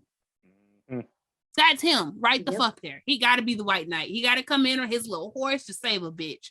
We don't need saving. We just need your dumb ass to think we do. It was fucking terrible. That's just fucking terrible. But anyways, get off of this shit. Right before the pair can kiss, a book is knocked over and we see a motherfucker in a ski mask running past their ass in the shadows. We're like, what? Did we just see them? And the pair try to track the figure down in not the best of ways. And they're like, when the light cuts off, we're going to rush him. But when the light comes back, we see the librarian. And she's like, if y'all want to be unbothered, go ahead to German philosophy. Took me the fuck out. All right. Try German philosophy. No one will bother you there. I'm like, oh, you freaky. Huh? Yeah. The librarian got busted open in German philosophy. Okay, girl, I see you. And I'm like, okay, I don't blame you for it, I guess. We head outside and Dodger tells him the most obvious choice is probably the right one. We know, bitch. We all know. And the pair part ways for the night after a $20 bet about what the fuck Roger is doing. And we get a couple quick cut scenes. Literally, this shit happens. Cut. We get a search for the backpack in the library. It ain't fucking there. Ain't nobody turned it in. Then we cut. Oh, it's trying to call Jenny to find out about Randall, but Randall never made it to Jenny's. And she thinks something could be wrong because he shouldn't stand her up like that for no other reason. And the sorority thinks he's a ghost. Then after another quick cut, we see that he's chatting with Mercedes because he's looking for Dodger. But she said that she went to the staff building. She's probably talking to Mr. Walker about her assignment. And then another cut. And we see Mr. Walker and Dodger kissing behind the glass. Mwah. I wanted dead or alive.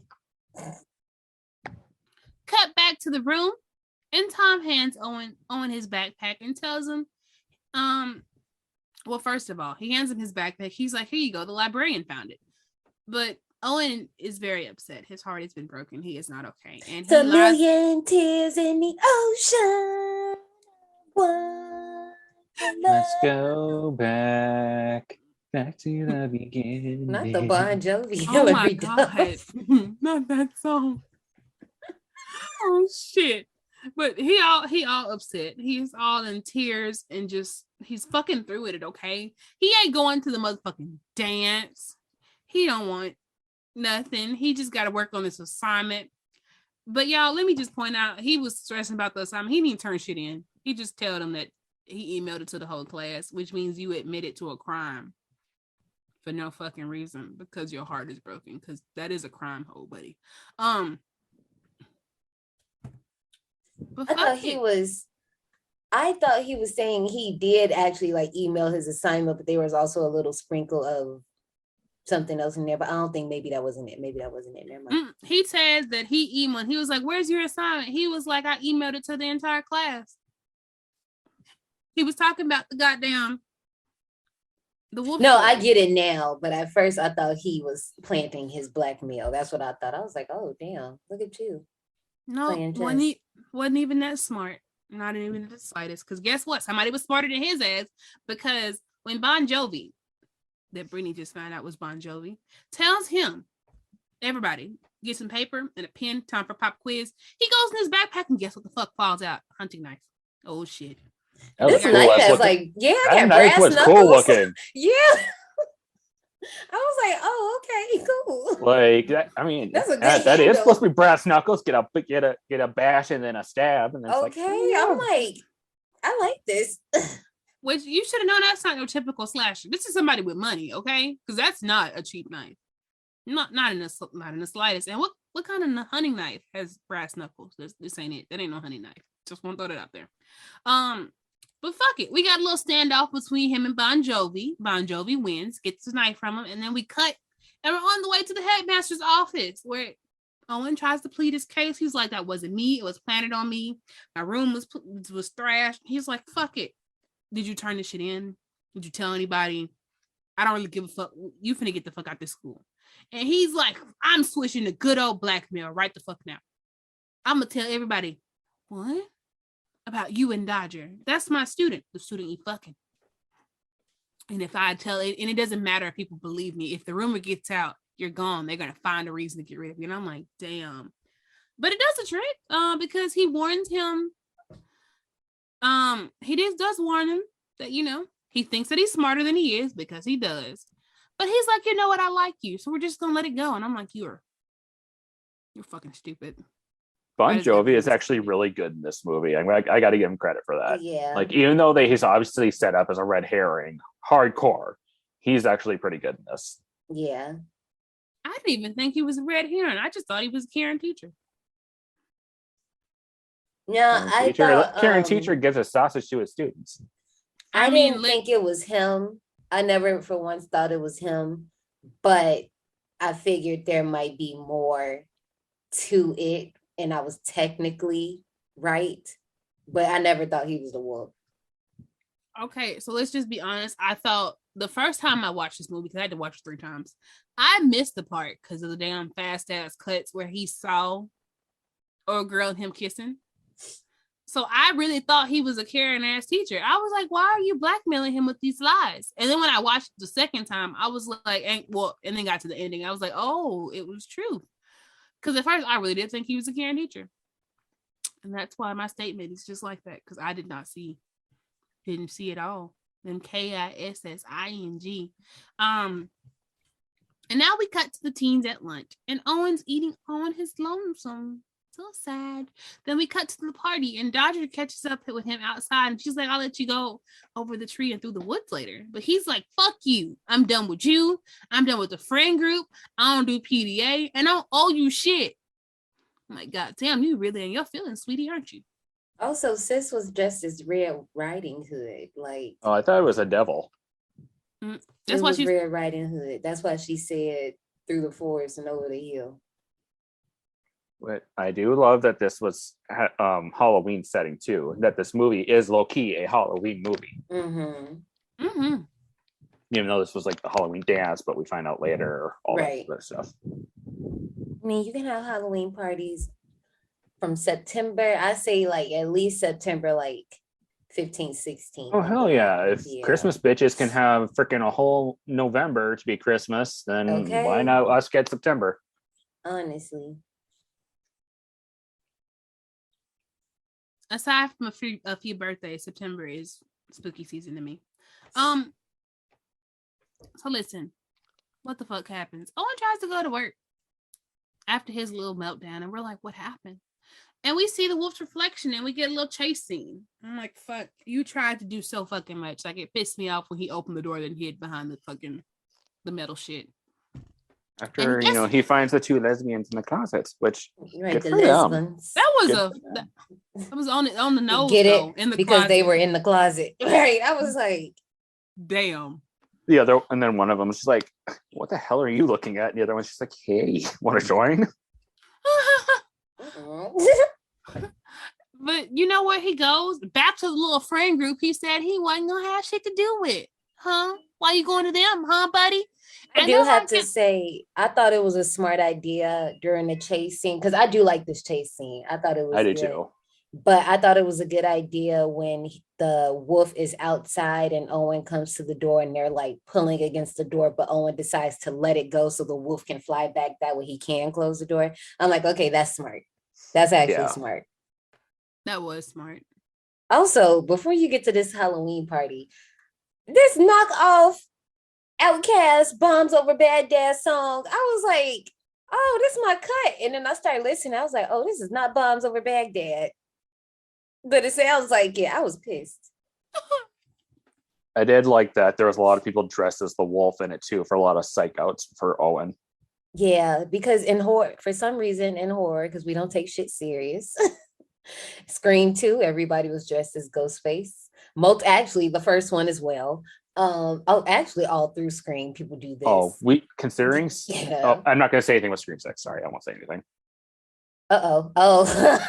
Like, just the fact that it takes place on Halloween at one point. Yeah, like. So I was hoping that there's going to be some big scene with a lot of ghost faces. We'll see. I'm trying to think. It's Halloween. Poor Ben Tramer. I know, poor Ben Tramer. All he wanted to do was go to the dance with Lori, and even then, she was going to turn him down. Like, Halloween fucked him over that year. But can you imagine if he would have pulled up on her in that outfit? She would have freaked the hell out. I know we're not talking about Lori, but I just thought about that. Like, she would have freaked. I mean, that's if she she would have, like, that whole thing wouldn't have happened. Right. Yeah. She wouldn't have even gone to the dance anyway, because she would have been too traumatized. She would have been locked up in her room.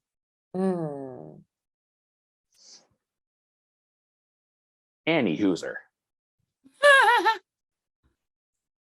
What was that? Oh yeah, he's at the dance. He finally made it to the dance, and he's with the friend group that he said he wasn't fucking with anymore. And they inform him that A, Randall is back because the car is outside. B, it was probably Tom that chased him. And he's like, oh yeah, it probably was Tom, because he chased my ass in the party like he said that he was gonna do. And then we cut away from the party because he's going to upsettedly take Tom's car and drive the fuck off. And he's like, good luck finding your car, you little spoiled ass bitch. This ain't your car. This is still Tom's car. You're trying to steal it and go. But guess what? He doesn't obey the rule of horror movies. He don't look in the back seat. And lo and behold, after his hand touched something a little wet, there's a motherfucker in the back. It's the wolf.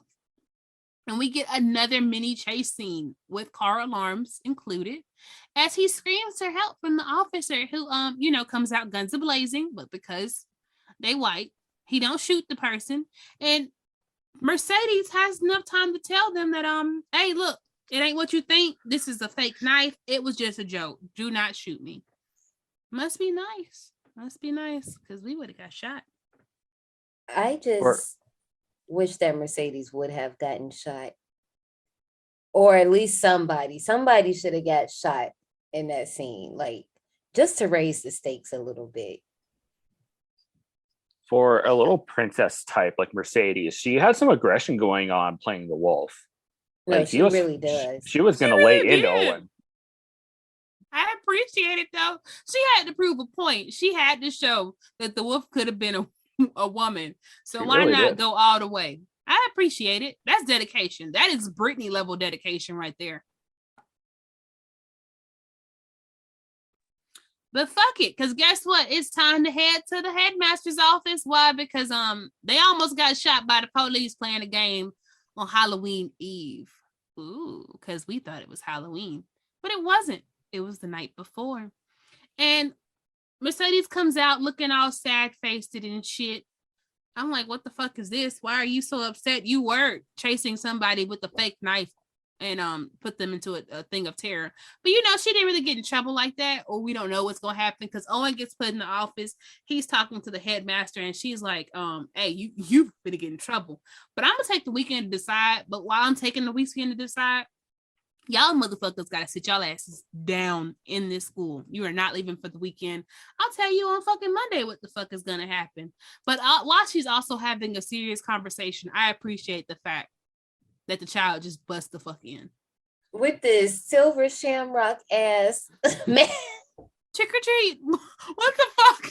I mean, you're getting in trouble. Well, for real, it's like, bitch, do you think I got candy on me? Like, honey, like, what why are you actually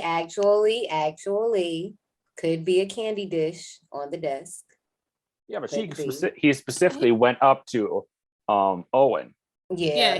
Go up to his own mom. Yeah, he did. No. Oh, yeah, just in case, because I'm actually just saying headmaster to throw out the headmaster is headmistress. But I don't like it when you change it. I want it to be headmaster for everybody. She did say she wanted to expel him, though, but Mr. Walker came to him, pretty much stepped up and was all like, yeah, I'm going to stand up for him. Before she could finish, that's when the little kid comes in. Yeah, that is true. Because, listen, the whole time we're operating under the assumption that the headmaster is a white man. Why? Because that's typically what happened. But it's a black woman. The black woman is headmistress of this preparatory school. And I was happy. I was like, 05 did something right. But first of all, this is not Owen's fault. I don't understand why Owen is getting so much heat. Okay, like I can see if y'all, and I think they did, I can see if y'all bringing like the whole email thing up in here. Okay, fine. But it's not his fault that he was about to he thought he was in danger. So I don't understand why he getting in They're basing it off his old record from his old school. It's like, yeah, that was his old school. He gets a new slate here. Exactly. Like, don't do that. Because if that was the case, y'all shouldn't have accepted him in the first place if y'all was going to base it off his old records. Listen, they had to accept him because of who his daddy knew. They ain't got to keep his ass, which is all that shit showed was they was ready to get rid of him in the first fucking place. But that's what I'm saying. Like, if y'all going to be so quick to bring that up, then y'all shouldn't have took him in the first place. Y'all wasting everybody time. Listen, whatever that connection was, they had to make them happy, say let his ass in. But they ain't got to keep him. He can go whenever he fuck up. And unfortunately, this was kind of his fuck up, but we didn't find out the aftermath of this. We know never mind. I'll wait till later. So we're all like, what the fuck is happening? We don't know, but it's time for a fucking nighttime meetup. This is also after he tells Mr. Walker, like, he's like, oh, the wolf thing was a strike on Halloween, but the dance wasn't Halloween. Tonight is Halloween. Right. And the wolf IM'd him before he left. And he's like, oh, shit. And the RA was like, what is that? And he was like, something, a joke or some shit. Punchline. I was like, what the fuck? But it's time for the meetup. And guess what? The group is all together. Except Mercedes, because she wanted to stay. Was it Mercedes or the other bitch? I get them confused. Mercedes, because she was busy doing her crocodile tears just because she got in trouble. Well, that bitch don't get in trouble for shit. So I was right. It is Mercedes. I was like, did I write the right person? But I did. So they're all there playing it. And this is when it's time to pass hot potato. Everybody is telling on themselves like I would do. No, I'm just kidding. Because if I did it, I wouldn't have to talk to you about. I don't give no fuck. Of course, I put this damn knife in your bag, buddy.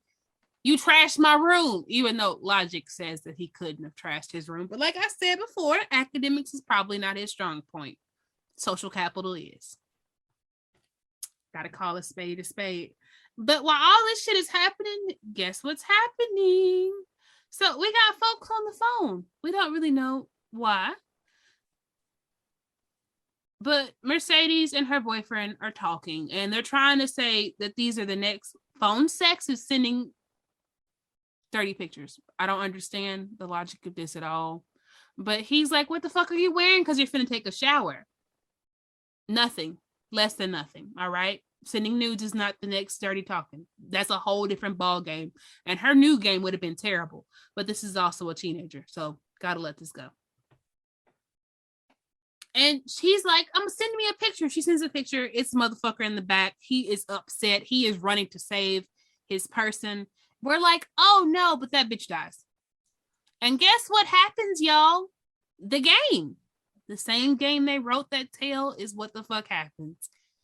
What the fuck is that game that called where you play where you're at a dinner and you get like read out a title card and somebody dies in the drawing room?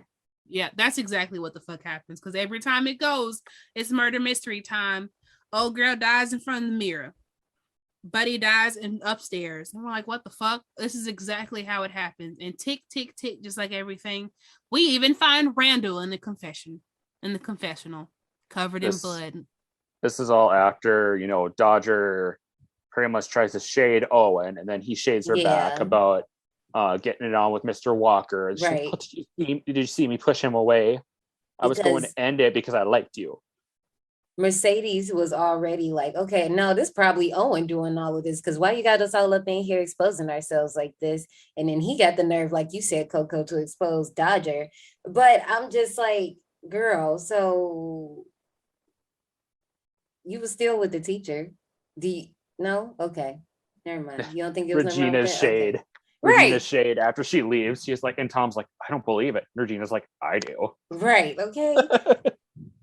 And as all this chaos is ensuing, you would be like, why don't they call for help? They did. Owen does call for help, but guess what campus police tell him? They tired of all the bullshit. So if something's really happening, give the RA the phone or some member of staff, and we will take your ass seriously. I didn't think that's how emergencies work. I didn't think you could go find the nearest adult. Maybe it is. Right. But they also call the police.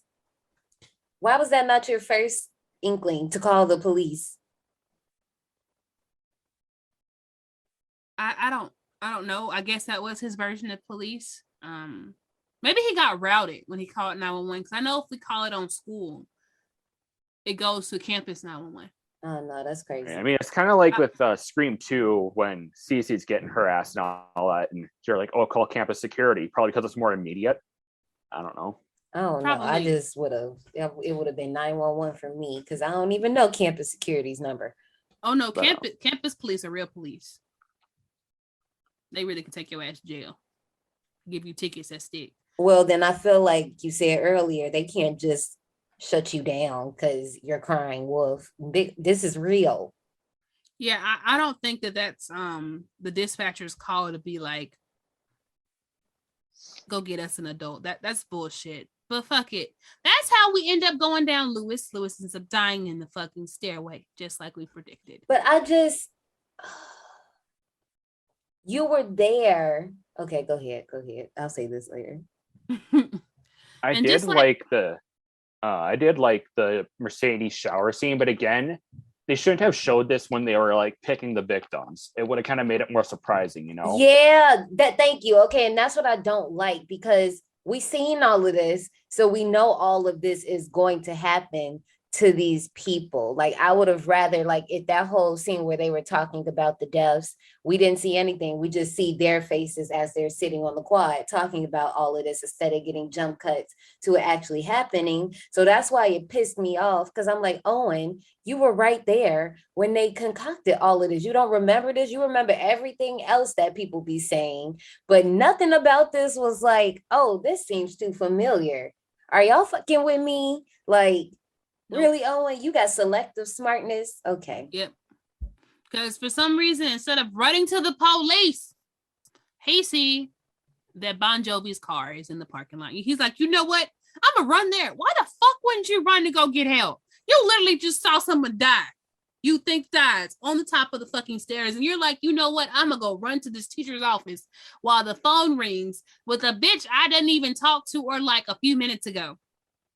Owen got his cardio in this whole sequence. He is running from across campus, up the stairs, down the stairs, building, like all across campus. That one shot of him, like it's like just his shadow just going. He was knees to chest, bitch. And it's like, yeah, he gets up to the top of the stairs after Lewis is attacked, and he hears a scream. And he books it down the stairs, books it to another building. Like he was fucking gone. But Ran I don't know like how. the rent is due. Okay. Really was. And guess what? Basically like a Spike Lee production. That's exactly what that looked like when the motherfuckers be running on the damn treadmills with the camera. That's Owen. Dodger calls him and she's crying and she's upset, but she tells him, you know, there's a gun in the desk. My question, bitch, how would you know this? But don't worry, because all of a sudden she's getting attacked while he's on the phone. Damn. And he even looks down out the window because she tells him, I see you. Woohoo! And they look and he watches her death, what he thinks is her death, and her little legs just sitting there, just sitting.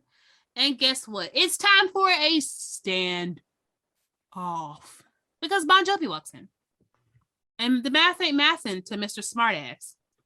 Owen's like, I don't get it. I don't understand what the fuck's happening. I know what the fuck you were doing. He didn't. We end up having a whole little scuffle. The gun goes off, and we get the flashback to the scene we saw in the beginning, where Owen got shot in the chest because he is the star-crossed lover. But that's incorrect. It's not Owen. It's Bon Jovi. And in comes the friend group, and we're like, bitch, ain't you dead? Ain't you also dead? Why the fuck y'all running in here like this? Hicks, you're alive? And then we get the blood-curdling scream that always happens when somebody finds a dead body. Enter the police. So I do like Dodger's little mini chase scene because it looks really creepy when you see the wolf creeping up on her. But I wish it would at least been a little bit longer. Like, obviously she doesn't have too far to go, but at least make it a little bit longer somehow. We find out that it was all a joke. Why? They were upset because these little shits were upset that they had to stay at the school for the weekend. So they were gonna play a prank. But it's all like hot potato in this bitch because they're like, why didn't you come out? Why didn't you let them know? Why didn't this all happen? Blah, blah, blah. It doesn't fucking matter. The teacher's fucking dead. And guess what comes out of all this? The groundskeeper is old girl daddy. We've already talked about it, but now we found out that that's Dodger daddy because he tried to hand her a jacket. And she's like, no, daddy. I'm like, bitch, we already knew because every time we saw you, we saw him. Every time. He was right there watching over his little girl. And we find out. I did like that not everyone was entirely in the know about it. Like some people were still taken by surprise when it happened to them. Like Mercedes didn't know until she got attacked. Yeah. Mercedes and Lewis didn't know. Yeah, and then Regina didn't know. None of them knew the extent of the lie, though, which was perfect. It was mostly the dudes that knew. None of the females knew. Yeah. I don't think. Lewis didn't know until he went to go save Mercedes. Oh yeah, that's right. Because he grabbed him and then he just slapped him with blood, and then that's when he figured out it was a lie. Because he was like, "Why did you let him do that?" Yeah, bitch, I didn't know. But enter the police station where, guess what? His daddy is finally there. Like mine never was. He's like, don't you worry, son. They're gonna let you off for self-defense. Mind you, I don't understand why he's getting left off with self-defense, but he's mentioning probation in the same sentence. You should have been let go. But I'm not gonna hold on this because it turns out Bon Jovi was the killer all along. He killed old girl. That's what they believe because of the gun. The gun shot her. And that's what he shot him with. And that was his own gun because he found it in his desk. And so all the cards are aligning. He's really getting off scot-free. Don't even fucking worry about it. But not all the pictures of him and the girl together. Mm-hmm. Him and Becky. We got her with her little one-on-one nude before nudes became a thing and it became an Olympic sport. Everything. But while all this shit's going down, Owen got a visitor from one of his friends, and his dad's like, go on, head the fuck out, because, you know, he don't really want to be around him anyways. And it's good old Dodger. And turns out we get the Saw level music while this shit happens, too. I thought that, too. You can mentally hear it in your head watching this play out. You're like, Dun, dun, dun, dun, dun, dun, dun, dun, dun, dun. As it turns out, that this was all because of a broken ass heart. She wouldn't have played the game if she had known that Bon Jovi was fucking Becky. And she didn't do well with that. And Owen pieces it all together. Owen pieces together that the reason that Bon Jovi had to get shot through the chest. Shot through the heart and you're too late. Was because he pissed off Dodger pretty much. This is all her elaborate scheme. That's why she came up with the game. That's why she made it seem like she wasn't there to send the IMs. That's why she manipulated everybody. And at the end of the day, at the end of the day, who the fuck is gonna believe him? She says as her tears dry up, which I thought was a great added little touch, because when she first started talking to him, she was just all tears. But as he kept going and she kept trying to act like she was dumb, but it really looked like she wasn't dumb because she wasn't crying no more. I was like, this is perfect. No, I do this scene. Even though, like I said, I was like, bitch, I already knew it was you. But their acting, it's solely in their acting, because the dead look in Owen's eyes when he's putting it all together, it really looks like he's putting it all together. And then you have right before the you have that before the credits cut. With Dodger. That's just like, no, through that whole scene, like his whole face the entire time that he's like telling her, like just recalling everything in his head, you really see in his eyes that it seems like he's for real, legit working it out. And then Dodger, her acting, the moment where she just straightens up, even if you did report it, who's gonna believe you? Like that entire switch up, I was like, oh. Junior Amy Dunn right there. Yeah, I was like, oh, okay, sis. I love you, amazing Amy. Had to get that out. I'm sorry, y'all. Yeah, when I saw this in the theater and, the initial twist with it all being a prank, I'm like, okay, that's cool. But, I'm not shocked by any means, but I'm just like, it's cool enough. But then when they throw this one in there, my jaw was on the freaking floor. Because, I was 14 at the time when I saw this. Right. So I was like floored. And that's why I said that. I was like, I wish I would have seen this younger after, like, because at this point, we didn't see majority of what we can see. And so when we watch older movies, it's like you can piece things together and you can figure things out. So I wish that I had have seen this younger, because I feel like I would have a totally different reaction and relationship with this movie. And I still think it's a generally good twist on top of a twist. Because, again, a lot of it does have to do with the acting too. But it's like, I'm not even kidding when I say it's one of my favorite twists in horror. So I think it just adds another, because if it would have just ended with the fact that it was all prank and all that, it would have been like, eh. Right. But then they throw this last wrench in and it's like, holy shit, okay, you upped your game. I see your point, but I just knew it was Dodger's ass. I knew from when they went to the chapel and she dropped that whole line about manipulate your friends, lie, eliminate your enemies. I was like, girl. And then I could just throw this in here now. The poster, when I was pulling stuff to get ready for this, I hadn't seen the movie yet. And she's just in the middle. She stands out from everybody. I'm like, you're either the love interest or you did this. It's one or the other. I know, like, I just know. And just watching the movie, it was too many instances where they just made her, I feel like they wanted her character to be mysterious and da-da-da-da-da. But it was just like, no, like, I can see right through you. Like, I know it's you. What really would have got me is if it was really Mercedes, because she was like, I want killers to be women. If it was her, then I would have been like, oh, damn, because I thought it was Dodger's suspicious ass all this time, but it was really Mercedes' dumbass. And especially because she plays the dumbass. Like, I 1,000% knew it was her when Mercedes was saying, I want the killer to be a woman. I knew it wasn't Mercedes. That'd be too simple. And I was like, it's Dodger. Because the way Dodger is sitting here talking about like you were saying, talking about manipulating her friends and getting away with fucking lying. I'm like, You saying it's a little too strongly, too much convocation. Yeah, even when they're at the lunch table and she's like, you guys are playing checkers while I'm playing chess, and then dramatically walks away. I'm like, and okay. I mean, she even told him about his weakness. Like every time she dropped something, I was like, yeah, it's you. I'm like, every time. Yeah, I'm like, like, it just like, I don't know. It was so obvious. And like I said, went to the Wes Craven school figuring shit out.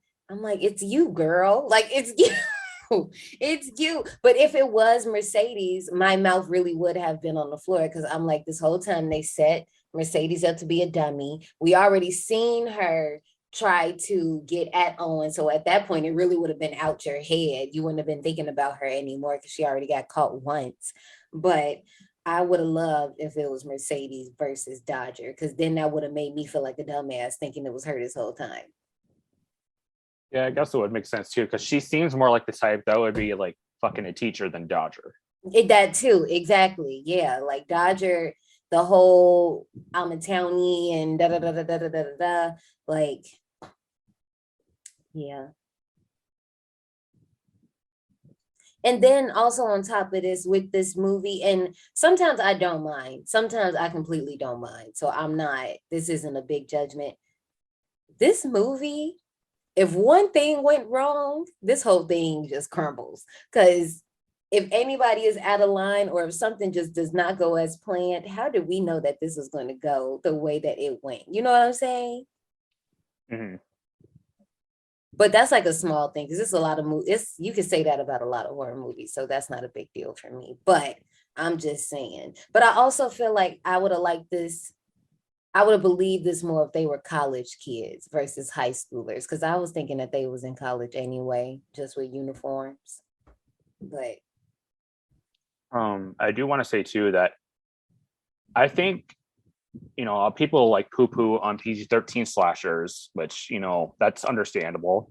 But this one, it works because of the twists and the general like plot of it all, because it's not your typical slasher. Like, you see blood, at least we see a lot more blood than we would in most slashers, like, the Prominent remake where there's barely any blood.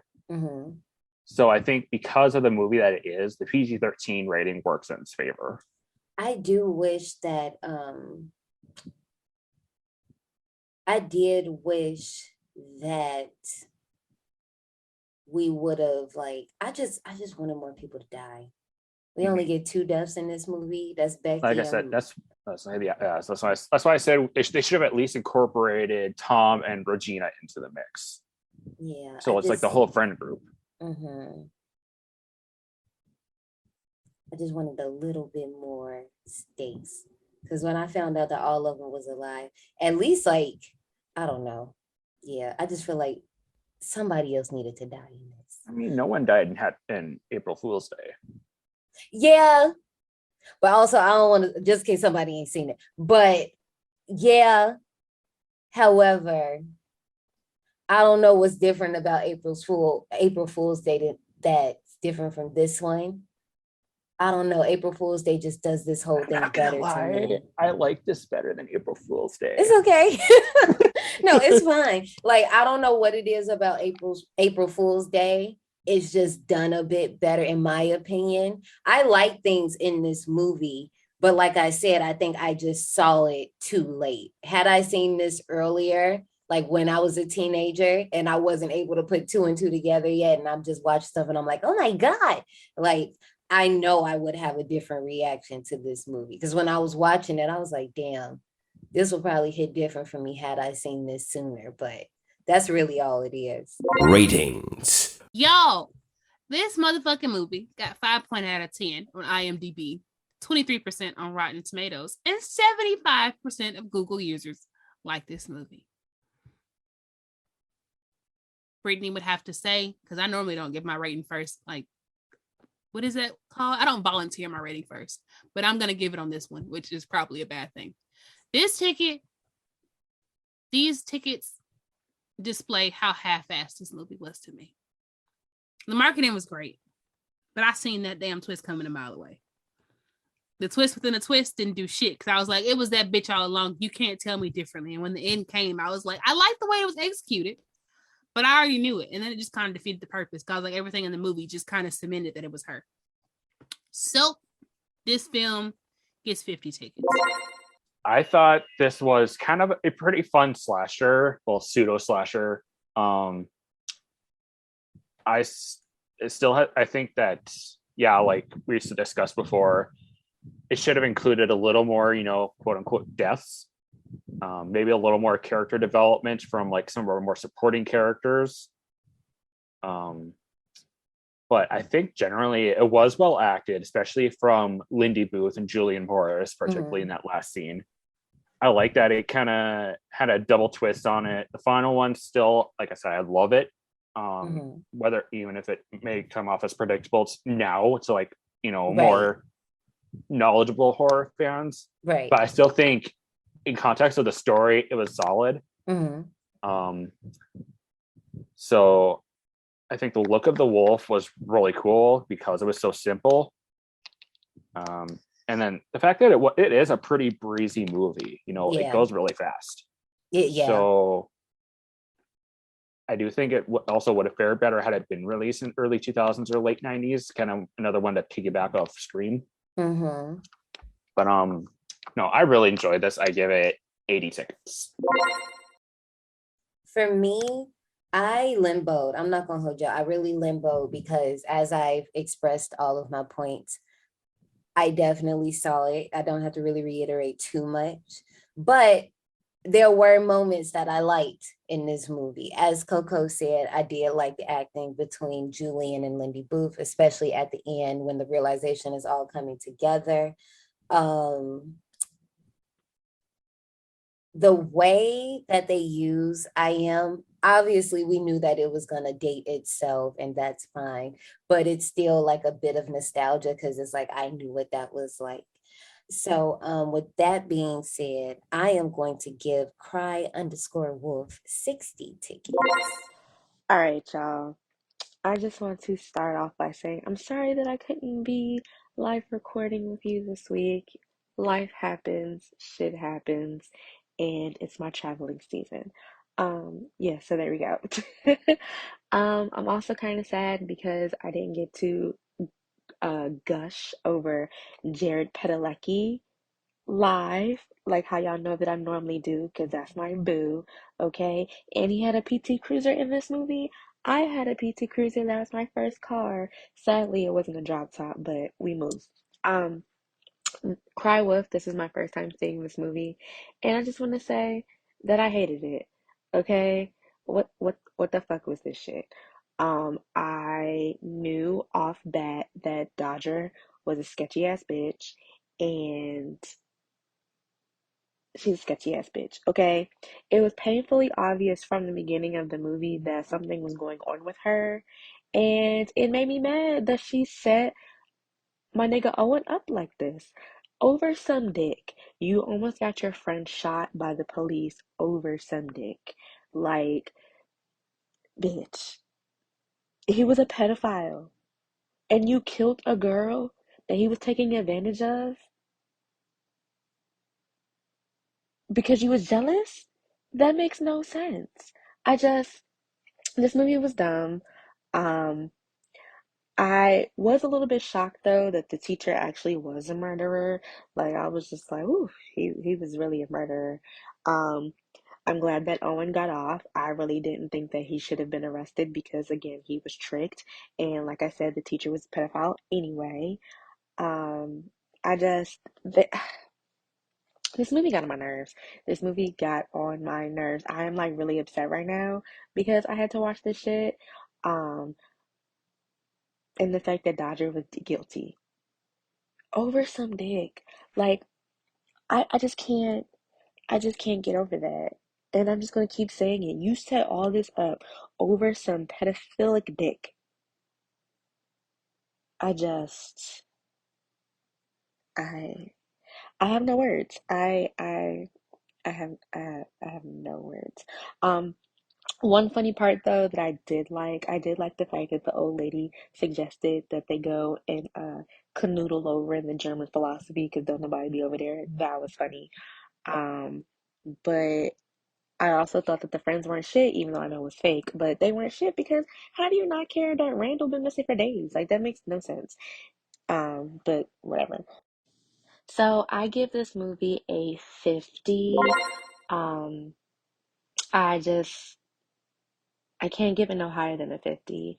And that's all I gotta say about this movie, and I'll see y'all boys next week. Well, without further ado, let's go right ahead and head to the souvenir shop. And Brittany, when I say my souvenir, I don't want to hear it. You just better accept it, okay?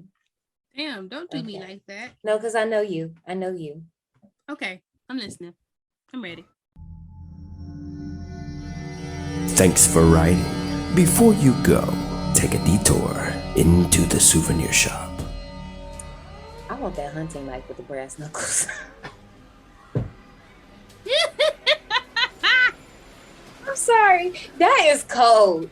That's cold, okay? Or at least, like, I don't know, like... That's not cold, that's badass. Like, make it plastic or something. Like, you know how we used to have the lightsabers when we were little? Ashley, if you're gonna commit to doing this type of a souvenir, don't be talking about making plastic. You want that bitch stainless steel. Just admit it, titanium. Some type of metal that's gonna be real durable. I'm just not inflicting violence in the park, even though this is a horror movie podcast and we get very violent. I'm just saying. Listen, it could be for protection. I really like that. Or because I love a good camo jacket. I love a good camo jacket, okay? We can use that too. We can definitely put that up in the shop. For me, for the gift shop, I want a board game based on Cry Wolf. You know, kind of similar like to the game we all know, like Mafia, but make it more in theme with Cry Wolf, to where someone is the wolf killer, and like, you know, the players will be someone of the types, like, you know, the Mercedes character, the Tom character, Dodger, whatever. That's pretty cool. So then it's like, you know, kind of going around picking like who is the wolf, you know, and it could be one of the same people. Obviously, it could be someone of the same people play. So. No, that's pretty cool. I like that. I never even thought to. Yeah, actually, that does work. So I guess the shepherd would be like the Monopoly banker. Yeah. Something like that. Yeah. Yeah. Yeah. I don't even like Monopoly. I don't know why I brought that game up, but. I love Monopoly Junior. Monopoly Junior is my favorite because I was in an amusement park. No, me and Monopoly. That's okay. See, look, I know what I said in the beginning about tapping out of games, but see, I don't tap out of Monopoly because I never played. Anytime people be like, "Let's play Monopoly," I'll be like, "All right, well, I'm just gonna go over here." Damn. Because it's too long. It's too long. It's no. Not well. Guess what, survivors? Guess what my souvenir is? That you can't guess it. It's a game. I want to play a game, and this sounds really innocent, but it's fucking not. And we're gonna have, just like Cody says, the shepherd, the sheep, and the wolf. But to match the theme, if you get found out or you don't lie out and get the wolf out, you die. Various ways, doesn't fucking matter. But if you get voted off the island, you no longer go into existence. Obviously we can't have anybody who supports the park play, because we need to keep our survivors surviving. But it's welcome to the general public, and they could just come in and try their luck with a group of 7 and see what the fuck happens. So I hope you're good at gaslighting, because if not, you're a goner, and whoever walks away with their life wins. Well, I think this is a decent little turnout. Y'all ready for park announcements? I'm ready. That is officially the end of this episode. I hope you enjoyed it. Join us next time as we get into 2019's Ready or Not. I am super excited to get into this one. Coco, thank you again for stopping through the park. It's always a good time when you stop through, because I love talking horror with you. Oh, always. I love stopping by, talking with some of my favorite ladies in the world. So sweet. No, That's my top favorite ladies in the world, I should say. Thank you. Flattery gets you everywhere with me. Literally. You can't go wrong with flattery to me. Survivors, let us know how you feel about the episode. You can catch us on any of our social medias at D180 Podcast on IG, Twitter, or TikTok. And if you want some exclusives, you can just join us on Patreon. All right, y'all. Let's say peace out, and we will see you next time. Bye.